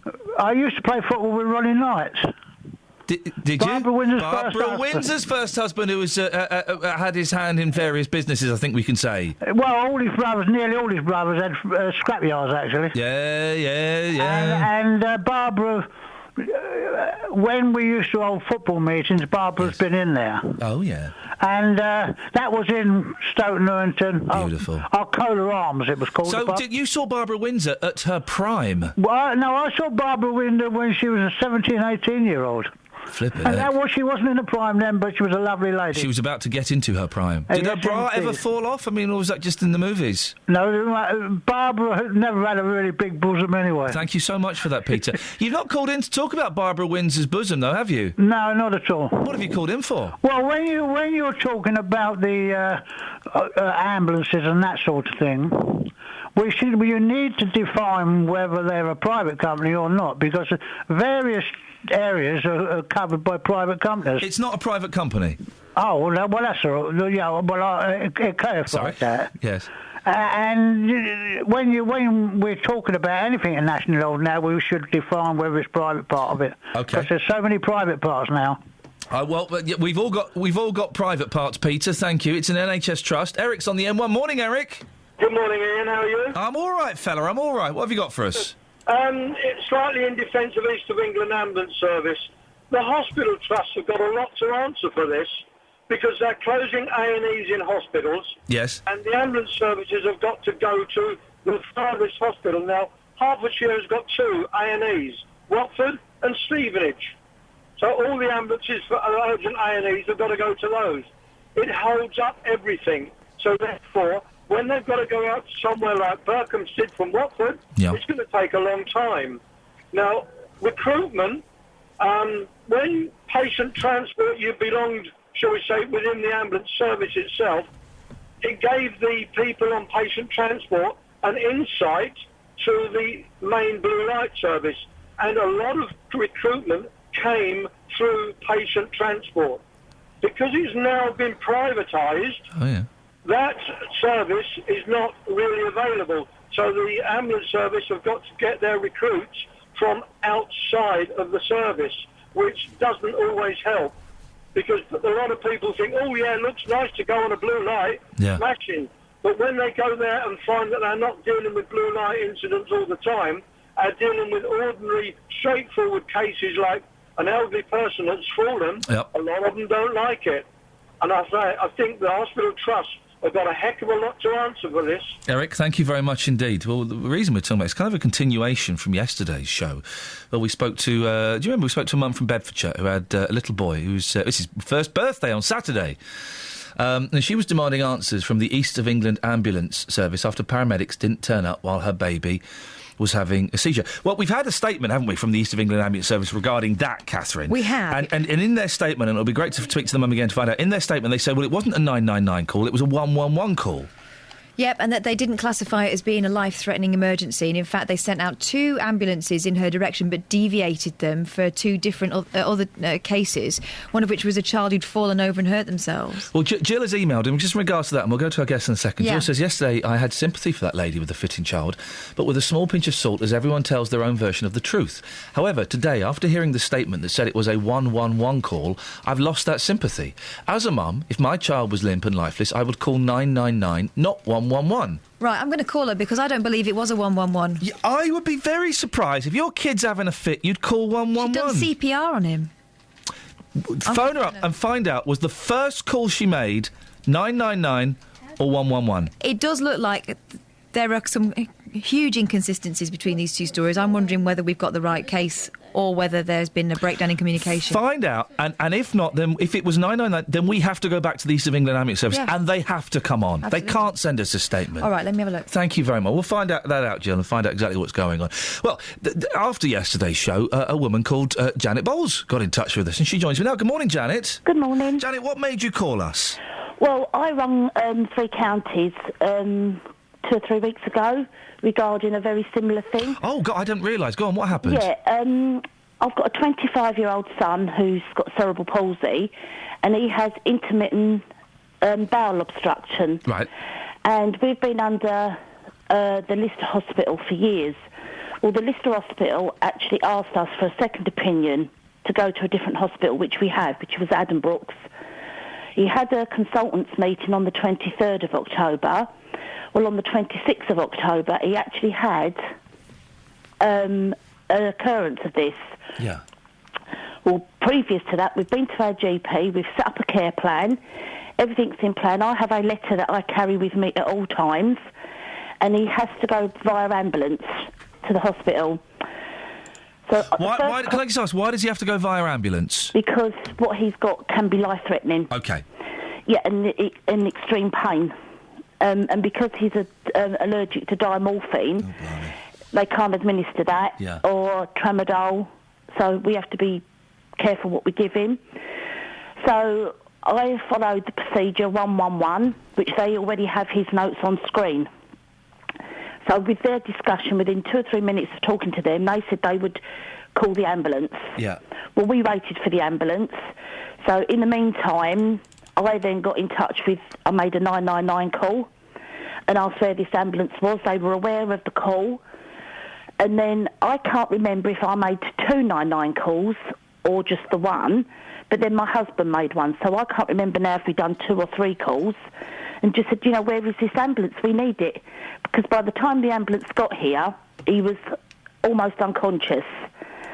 So eventually we get the ambulance. It takes us to Addenbrooke's where we're to go because he's under their care. But when we got there, we were in a queue. We were either ambulance number 5 or ambulance number 6. So our paramedic, she got out, went into A&E to book him in. Yeah. And she came back. She said, we're not allowed in the hospital. Oh. I said, well, what do you mean you're not allowed in? She said, no, she said, we have to wait in the ambulance until there's a bed free. Oh, I've heard of this before, Yeah, so there's either... And your boy's in pain? Yeah. And a lot of pain? Yeah. So we was in the ambulance for over an hour waiting to get in. That ambulance was held up for an hour. And whilst we were in there, I said to the paramedic, this is ridiculous. What happens if you get a call, or, you know, there's a 999 call, and a man is having, or somebody's having a heart attack? She just looked at me. She didn't say anything. She just shrugged her shoulders. This isn't their fault. No, and I've got to say that the majority of paramedics and ambulance staff are excellent, and they are as frustrated with the system as you are and as we are. Yeah, exactly. But we were in a queue to go in, and Addenbrooke's policy is that you wait outside until there's a bay free. I've actually made an official complaint because his care in there after that wasn't that much better. But we're talking about the ambulance, but it's not fair because if this carries on, Janet, this method they're using of people waiting out in the car park in ambulances, what do you think's going to happen? Somebody's going to die. Somebody will die. But they have to die, don't they? Because, you know, we made 2 or 3 calls. The reason they do this, if I've got this right, is to keep their waiting times down, isn't it? I think the clock starts on when you get seen as soon as you go through the hospital doors. I'm looking to Catherine. I think that's right, isn't it? I think that's right, yes. Yeah, so and also, the paramedic told us, from what the nurse told her, was they don't have enough room in there for all the ambulances, you know, the trolleys and the patients. Well, tough. Well, tough, yeah. It's a hospital. It's a hospital. Exactly. How's your boy doing now, Janet?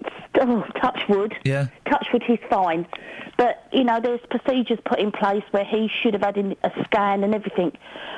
He never even got any pain relief whilst we were in there. He never got his scan. So at the time, we don't even know now if his bowel twisted. And we need to know. And so far, we've never caught it. Janet, I really appreciate you getting in touch with us. Okay.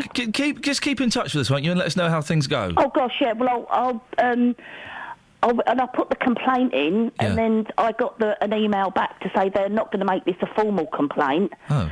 So I rang her back and said, I want to make this a formal complaint. Yeah. So she said, well, the process has already started. Well, hang on, surely it's up to you whether it becomes a formal complaint. They can't dictate whether it's a formal complaint or not. I know. And then, so basically, she said, if I don't like their response in 25 days' time, then I can make it formal. I can't suggest what you do. Are you going to make it formal? Yes, I will. Janet, keep in touch. Let us know how that goes. Thank you. Oh, yeah, some fella's died, and I know you want to complain, but we can't make it a formal complaint. Janet, thank you. I wish you and your boy the best luck. We were talking. This all comes from the story we were talking about yesterday. Rebecca Holder, whose little boy was 10 months at the time. He's a year on Saturday. She's having a birthday party. I don't envy her that. Loads of 1-year-olds. I've been there. Don't fancy that. Anyway, her little boy was fitting. Had passed out. She was performing CPR. and she had to... Well, the first ambulance didn't turn up, had to wait an hour for the second ambulance. We had a statement from the East of England ambulance service who said that, Rebecca, this call was originally a 111 call. Well, we've called up Rebecca to find out exactly what went on and why, if this is correct, she made a 111 call. Rebecca's not very happy. We'll find out what she's got to say after this. Travel news for beds, cards and bugs. BBC Three Counties Radio.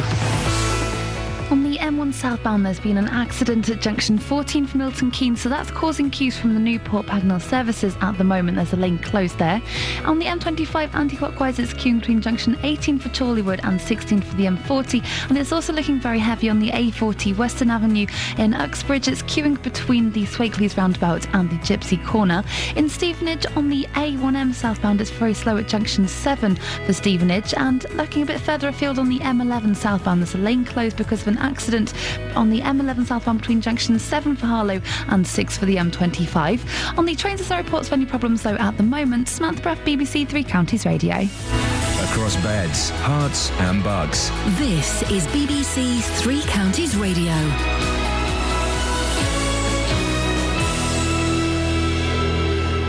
With the headlines, I'm Simon Oxley. Milton Keynes former Mayor Subhan Shafiq has resigned as a councillor following months of pressure after he vouched for a serial rapist who was granted a taxi driver licence.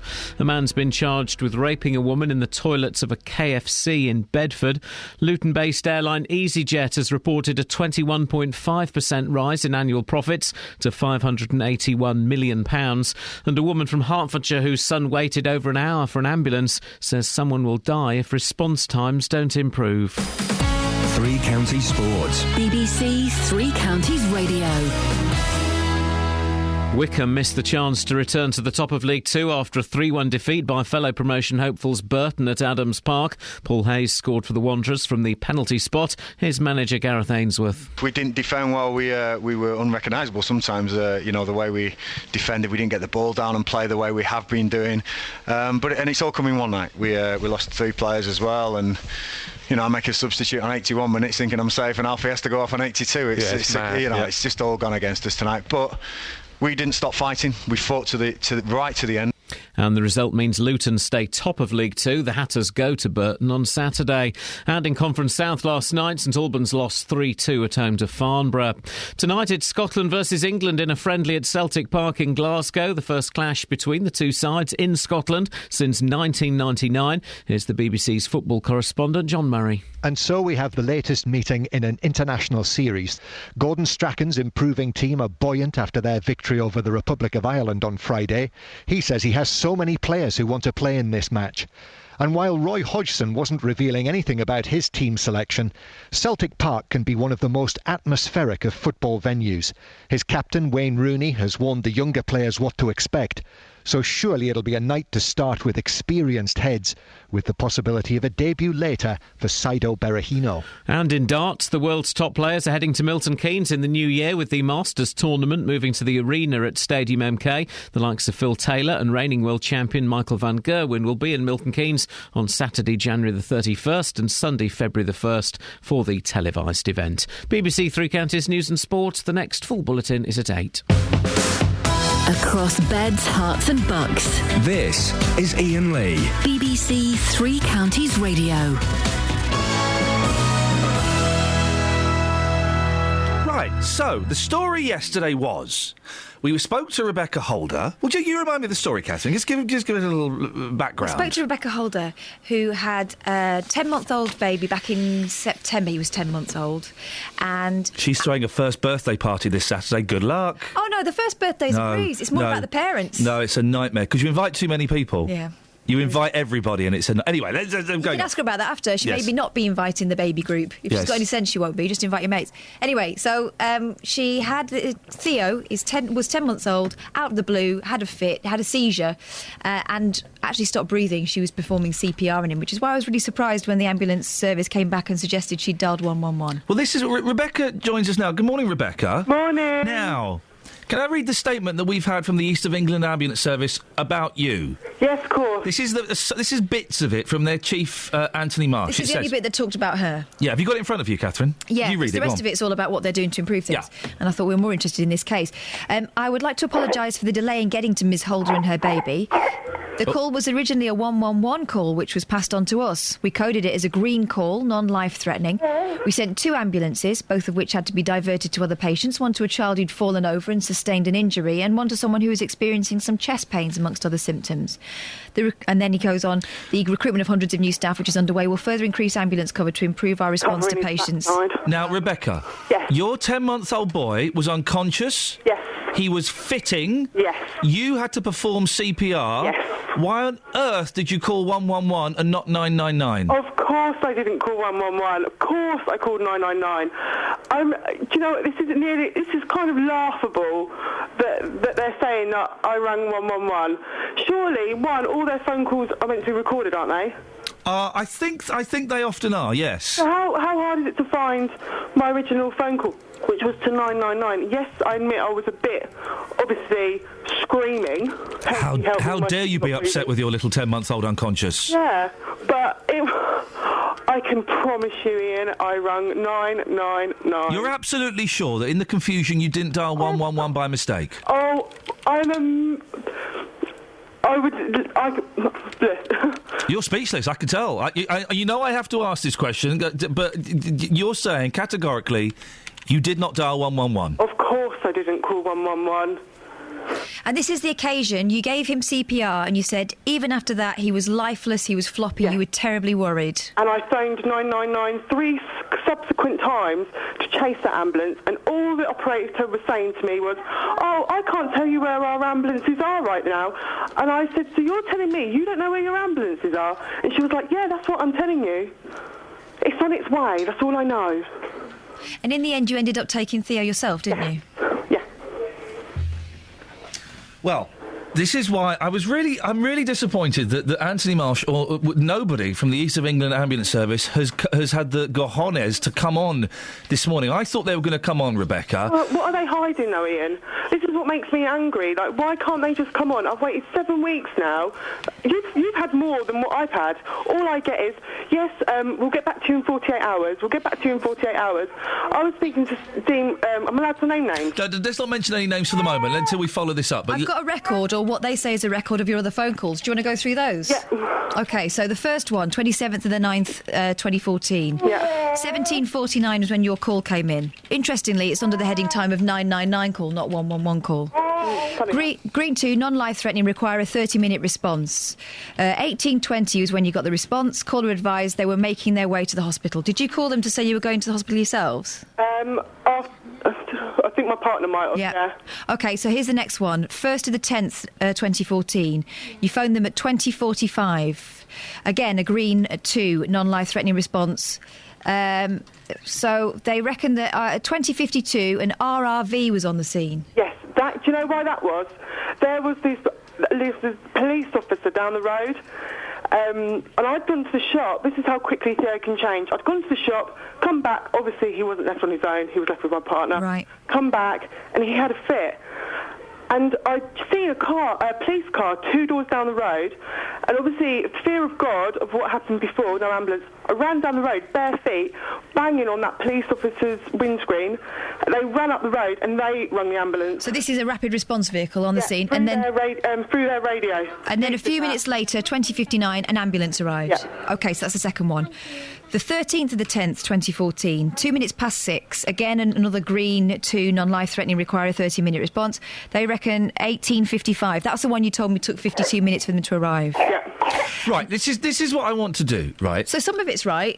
Yeah, this is what I want to do. We need to get Anthony Marsh on the show, because the statement, the main thrust of the statement, is inaccurate and misleading and unfair to Rebecca, saying that the call was a 111.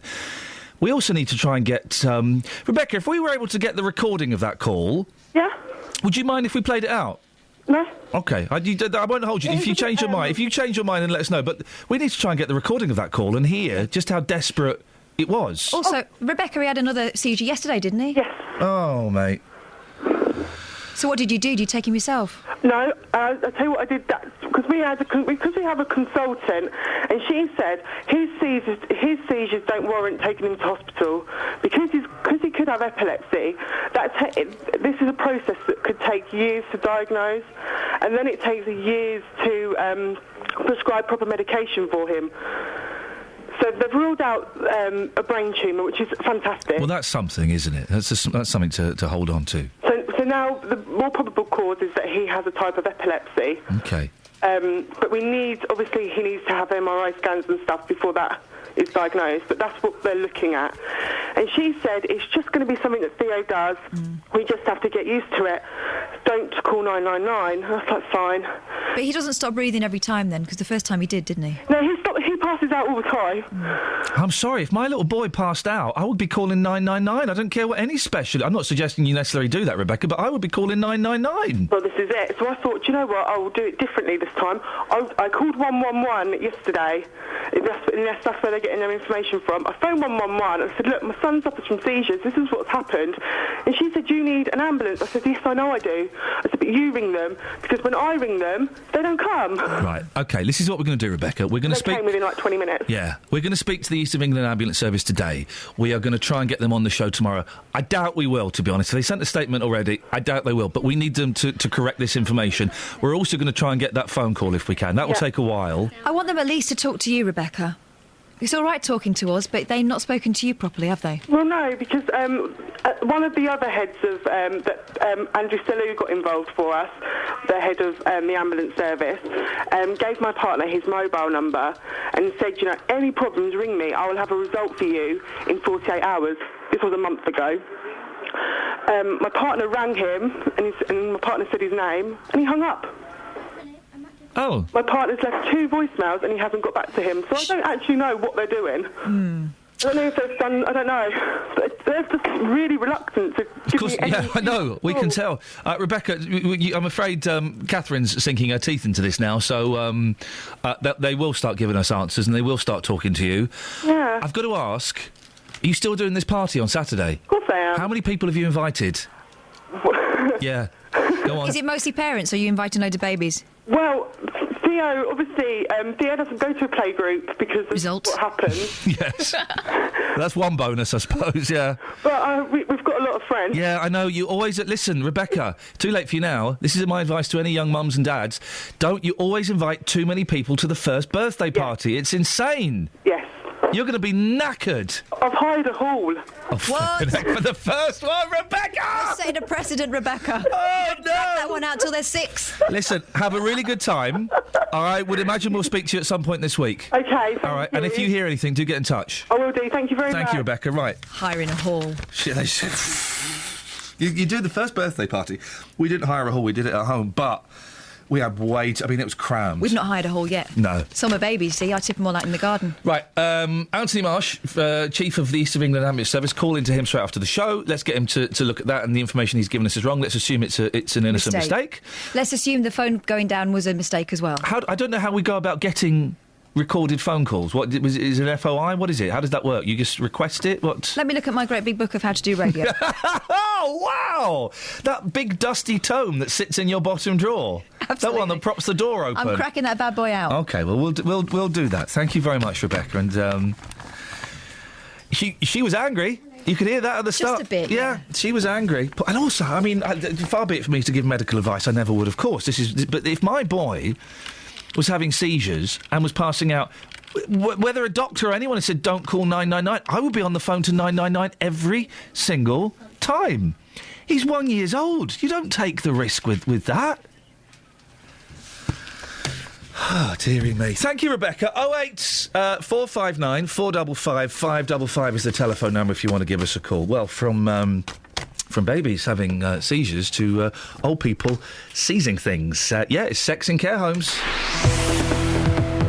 Travel news for beds, cards and bugs. BBC Three Counties Radio.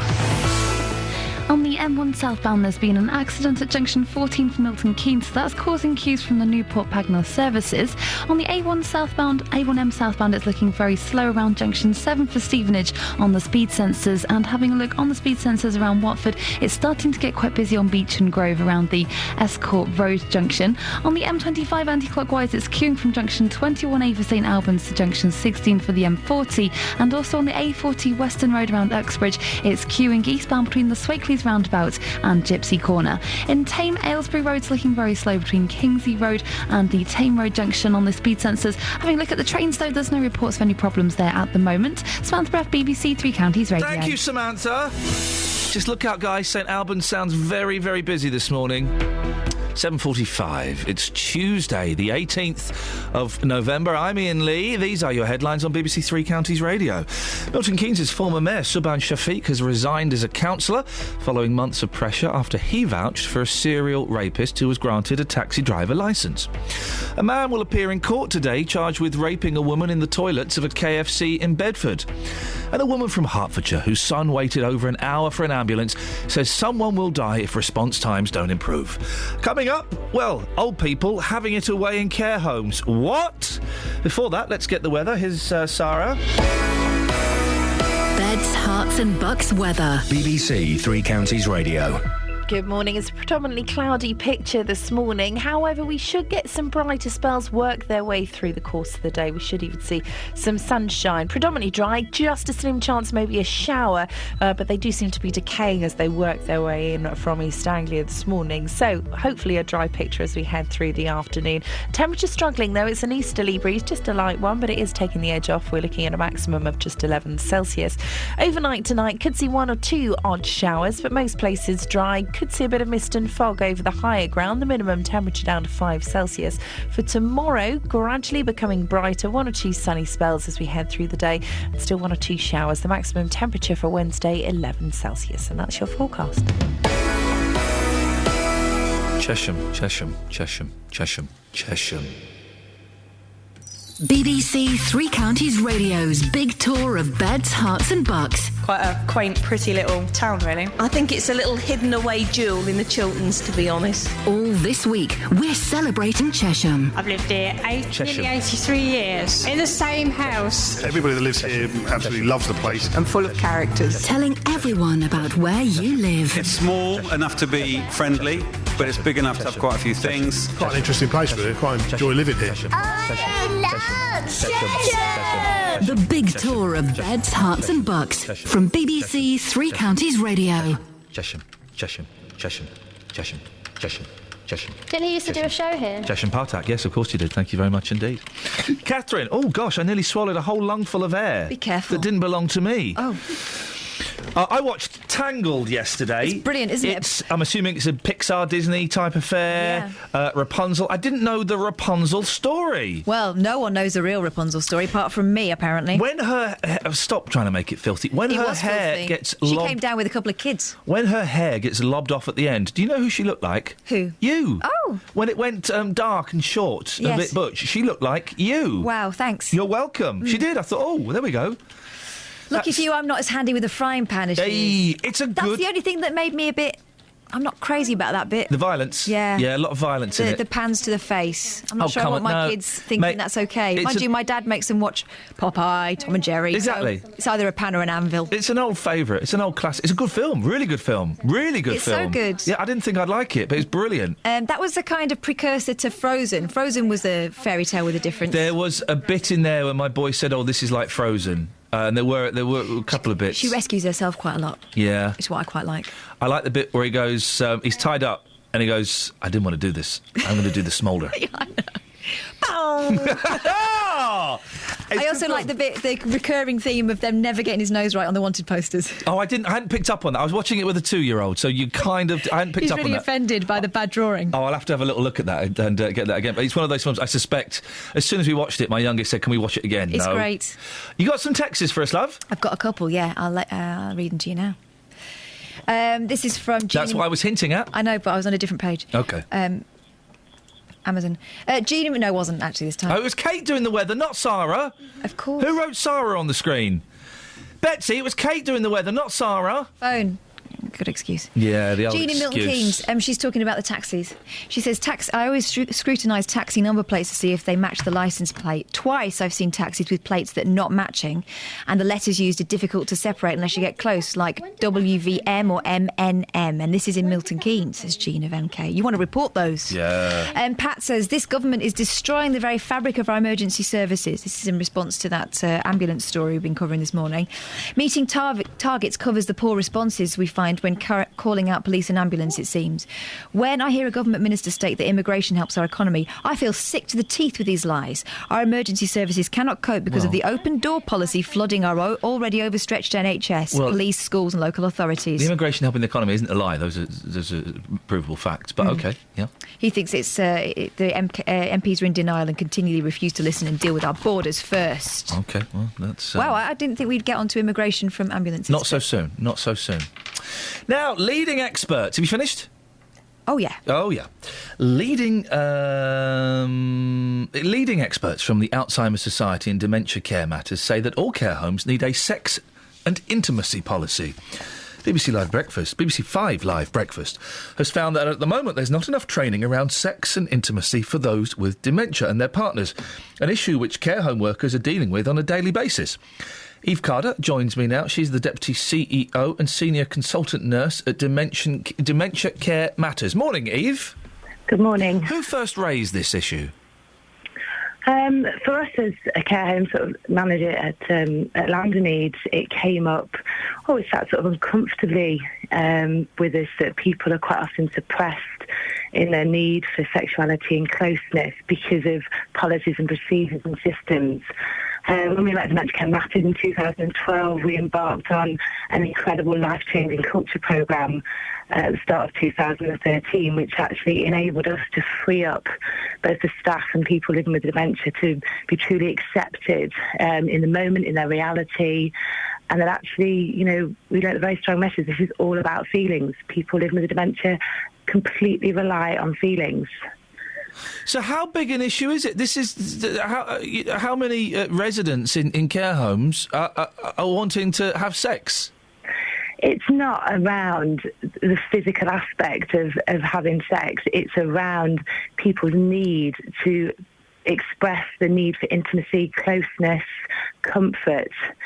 I think there's a huge taboo that this is just about people physically having sex, and it's not. It's around actually that people living with dementia have a real need, a real inner core need to feel close to somebody, to have that intimate time with somebody, whether that's a man or a woman. And it's about actually who they get from at that point in time. Eve, I don't know if you've moved. If you could just move back ever so slightly, because your line is... it sounds like you're on a mobile. It's breaking up. What are the proposals that are being drawn up or have been drawn up? Are you talking about on a national level? Yeah. I mean, on a national level, at the moment, obviously now sort of working with Dementia Care Matters, which has, a number of opportunities to go into sort of major care homes and large organisations. On a ground level, sort of within Landerneed, it was around actually creating a policy and a culture that embraced people living with dementia and embraced their need for intimacy and closeness. And that, that needed to start for us at a local level. And it was around it was a culture that embraced it. How do you do that? How do you encourage that culture? It's around equipping staff and in the sense of emotional intelligence to hold the training, the education is all around feelings, and actually everything starts with them. That actually, how would you feel if you were put in this position? What feelings would that induce in you? And linking back all the time to remembering that people living with dementia you cannot reasonably rely on logic and reasoning. They're not able to do this. So as a result, they are absolutely overwhelmed with feelings, and some of those feelings are sexual feelings. And people will have these feelings and they will act. And it's actually how the staff, how families, how people visiting home, how people actually embrace that. Eve, listen, I appreciate your time this morning. Thank you for explaining that. Eve Carter, Deputy CEO, Senior Consultant Nurse at Dementia Care Matters. Across beds, hearts and bucks. This is Iain Lee. BBC Three Counties Radio. Well, Britain has something to be proud of. We are the best at something again. Fattest girls. In Europe, that's right. British girls are now the fattest in Europe, a study reveals today. Well done, Britain. Well done, girls. Well done, the Colonel and Ronald McDonald. Doctors warn that childhood obesity in the UK has reached alarming levels, with up to a third classed as dangerously fat. They claim that Britain has become the fat kid of Europe. British girls aged under 20 are the fattest in a league table which covers 22 nations in Western Europe, while British boys under 20 are in 10th place. You've got to try harder, boys. Come on. You're letting the side down. Dr. Hilary Cass. I wonder if she's any relation. Or male. Remember Hilary Jones? Oh, boys with girls' names. Shirley Crabtree. Sorry? What are you laughing at? Is that a boy? Yeah, Big Daddy. It was Big Daddy. He's a wrestler. He'd have you for that. He would he'd do a daddy splat. Surely not. Oh. Big Daddy killed a man, didn't he? No. I think he did. He daddy splattered a man to death. Well, you better make sure of your facts before you start saying stuff like that. You're the producer. You'll go down with me. Oh. Did the other guy laugh at his name? No, he daddy splattered. I'm sure. Have I got this right? Didn't Big Daddy, who was a British legend...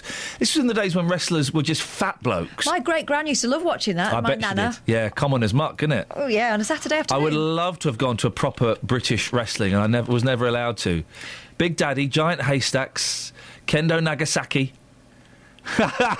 Yeah, I think Big Daddy splattered a man to death. OK, let me just see. 08459 455 555. Hulk Hogan once. It doesn't count. That's not real wrestling, that's pretend. Yeah. He doesn't know that he was in my selfie, though. What? Stood in front of him. I miss proper wrestling, where there are men in leotards, and it was old women with handbags and brollies giving them a good slapping and a good punching. Shirley Crabtree, former rugby league player for league club Bradford Northern, never made an appearance with the first teams due to his fiery temper, often forcing him to leave the pitch early. How did the Big Daddy chant go? Don't know. Wasn't it, Big Daddy, Big Daddy, Big Daddy, Big Daddy, Big Daddy. Wasn't it that? I imagined something similar. I think that was the Big Daddy chant. I think it went... Big Daddy, Big Daddy, Big Daddy. Yeah. In August 1987, Big Daddy's career was blighted by tragedy after a turn of events during the final moments of a tag team match, pitting him and his nephew, Steve Crabtree, billed as Greg Valentine. Oh, he was one of them, was he? Pretty boy. Against King Kong Kirk and King Kendo. After Big Daddy delivered his splash and scored the winning pinfall, rather than selling the impact of the finishing move, Kirk turned an unhealthy colour and was rushed to a nearby hospital, pronounced dead on arrival. You're right. Despite the fact that the inquest into Kirk's death found that he'd had a serious heart condition, it cleared Crabtree of any responsibility. Crabtree was devastated. I bet he was. I bet he was the gentle giant. He was the good guy against Giant Haystacks bad guy. Isn't it funny? Of all the stuff we've talked about, the phones have gone mental because we're talking about Big wrestling. Daddy. Yeah, Big Daddy. 08459 455 555. Why did old ladies love it so much in the 80s? They did, didn't it? Yeah. Didn't they? They did. I don't know. Leotards. I mean, it wasn't a sexy look. It was the days before the Chippendales, though, wasn't it? Yeah, that's all you could get. The women weren't catered for in that respect. Proper fella. 08459 455 555. We can go down Big Daddy's memory lane if you'd like to discuss that. You can also text 81333. Start your text 3CR. Let's get the travel. Travel news for beds, cards and bugs. BBC Three Counties Radio. On the M1 southbound, it's very slow after the accident earlier at junction 14 for Milton Keynes, and there's queues still from the Newport Pagnell services. In Dunstable on the A5, it's queuing because the traffic lights are out at the Houghton Parade. That's causing queues on all the approaches to there. In Tame on the A418 Aylesbury Road, it's looking very slow on the speed sensors at Kingsley Road, and on the M25 anti-clockwise, it's queuing between junction 21A for St Albans and junction 16 for the M40. Also around there on the A40 Western Avenue, it's queuing eastbound between the Swakeleys roundabout and the Gypsy Corner. No reports though of any problems at the moment on the trains. Samantha Braff, BBC Three Counties Radio. Thank you very much indeed. Someone's just tweeted, I'm going to do a daddy splat all on you. No, thank you. No, thank you. I may have got the Big Daddy chant wrong. We'll find out what it is after the news with Simon. Local and vocal across beds, hearts and bucks. This is BBC Three Counties Radio.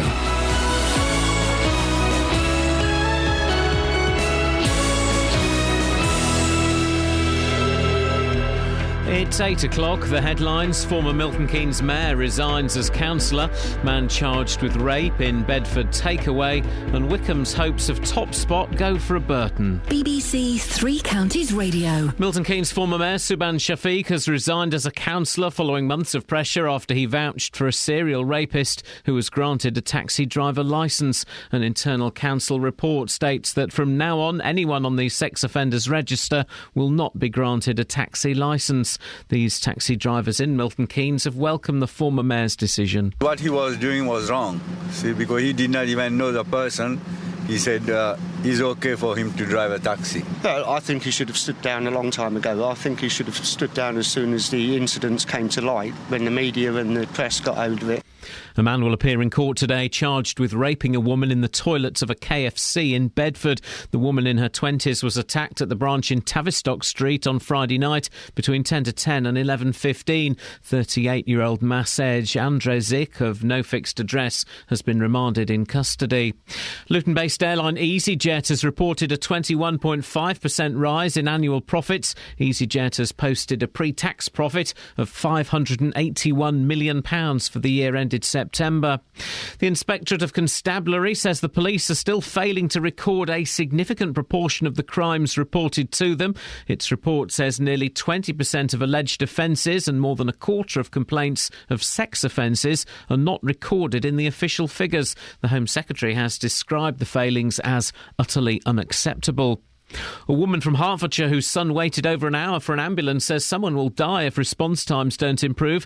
Janet Bowles from Great Hormead near Buntingford says that by the time paramedics arrived, her son had lost consciousness. It follows another case highlighted on this programme yesterday, but Unison regional organiser Tim Roberts says the union is confident things will improve. Staggeringly, actually, the Trust is saying that it's short of between 500 and 600 frontline staff. I mean, that's the scale of the problem it's facing at the moment. But it's confident, and we've seen a plan. Bedfordshire Police have released details of an attack on a pregnant girl who was pulled to the ground and kicked in the stomach outside her Luton home. 4 men attacked the 18-year-old as she was walking home in Rudyard Court on Friday afternoon, October the 31st. A passing motorist took her to a police station. A hospital checkup confirmed her baby was unharmed. A 4-year-old girl and her father have been pulled alive from the rubble of a gas explosion which completely destroyed their house in Southampton. Both have now been released from hospital. In sport, Wickham missed the chance to return to the top of League Two last night. Gareth Ainsworth's side lost 3-1 to Burton at Adams Park. They were just off it, and it's going to happen. It wasn't our night. I'm not too keen on midweeks at the moment. That's the only time we get beaten. Kept me back to Saturdays any day. We're third in the league still, and at this stage of the season, no one would have expected that. Tonight it's Scotland versus England in a friendly in Glasgow, the first clash between the two sides in Scotland since 1999. The weather, a generally cloudy day with isolated showers at times, some sunny intervals this afternoon, a maximum temperature 11 degrees Celsius. And you can get the latest news and sport online at bbc.co.uk/3 counties. BBC Three Counties Radio's big tour of beds, hearts and bucks. In a country market town in Buckinghamshire. Telling everyone about where you live. Local rugby club and that type of thing. It's quite an interesting place, really. I quite enjoy living here. All this week, we're exploring Chesham. Everybody that lives here absolutely loves the place. And full of characters. I love Chesham! The big tour of beds, hearts and bucks. BBC Three Counties Radio. Nice to hear the Bet sisters on the radio. I'm being swallowed by a boa constrictor. I'm being swallowed by a boa constrictor. I'm being swallowed by a boa constrictor. And I don't like it very much. Oh no, he swallowed my toe, he swallowed my toe. Oh gee, he's up to my knee, he's up to my knee. Oh fiddle, he's reached my middle, he's reached my middle. Oh heck, he's up to my neck, he's up to my neck. Oh dread, he swallowed my...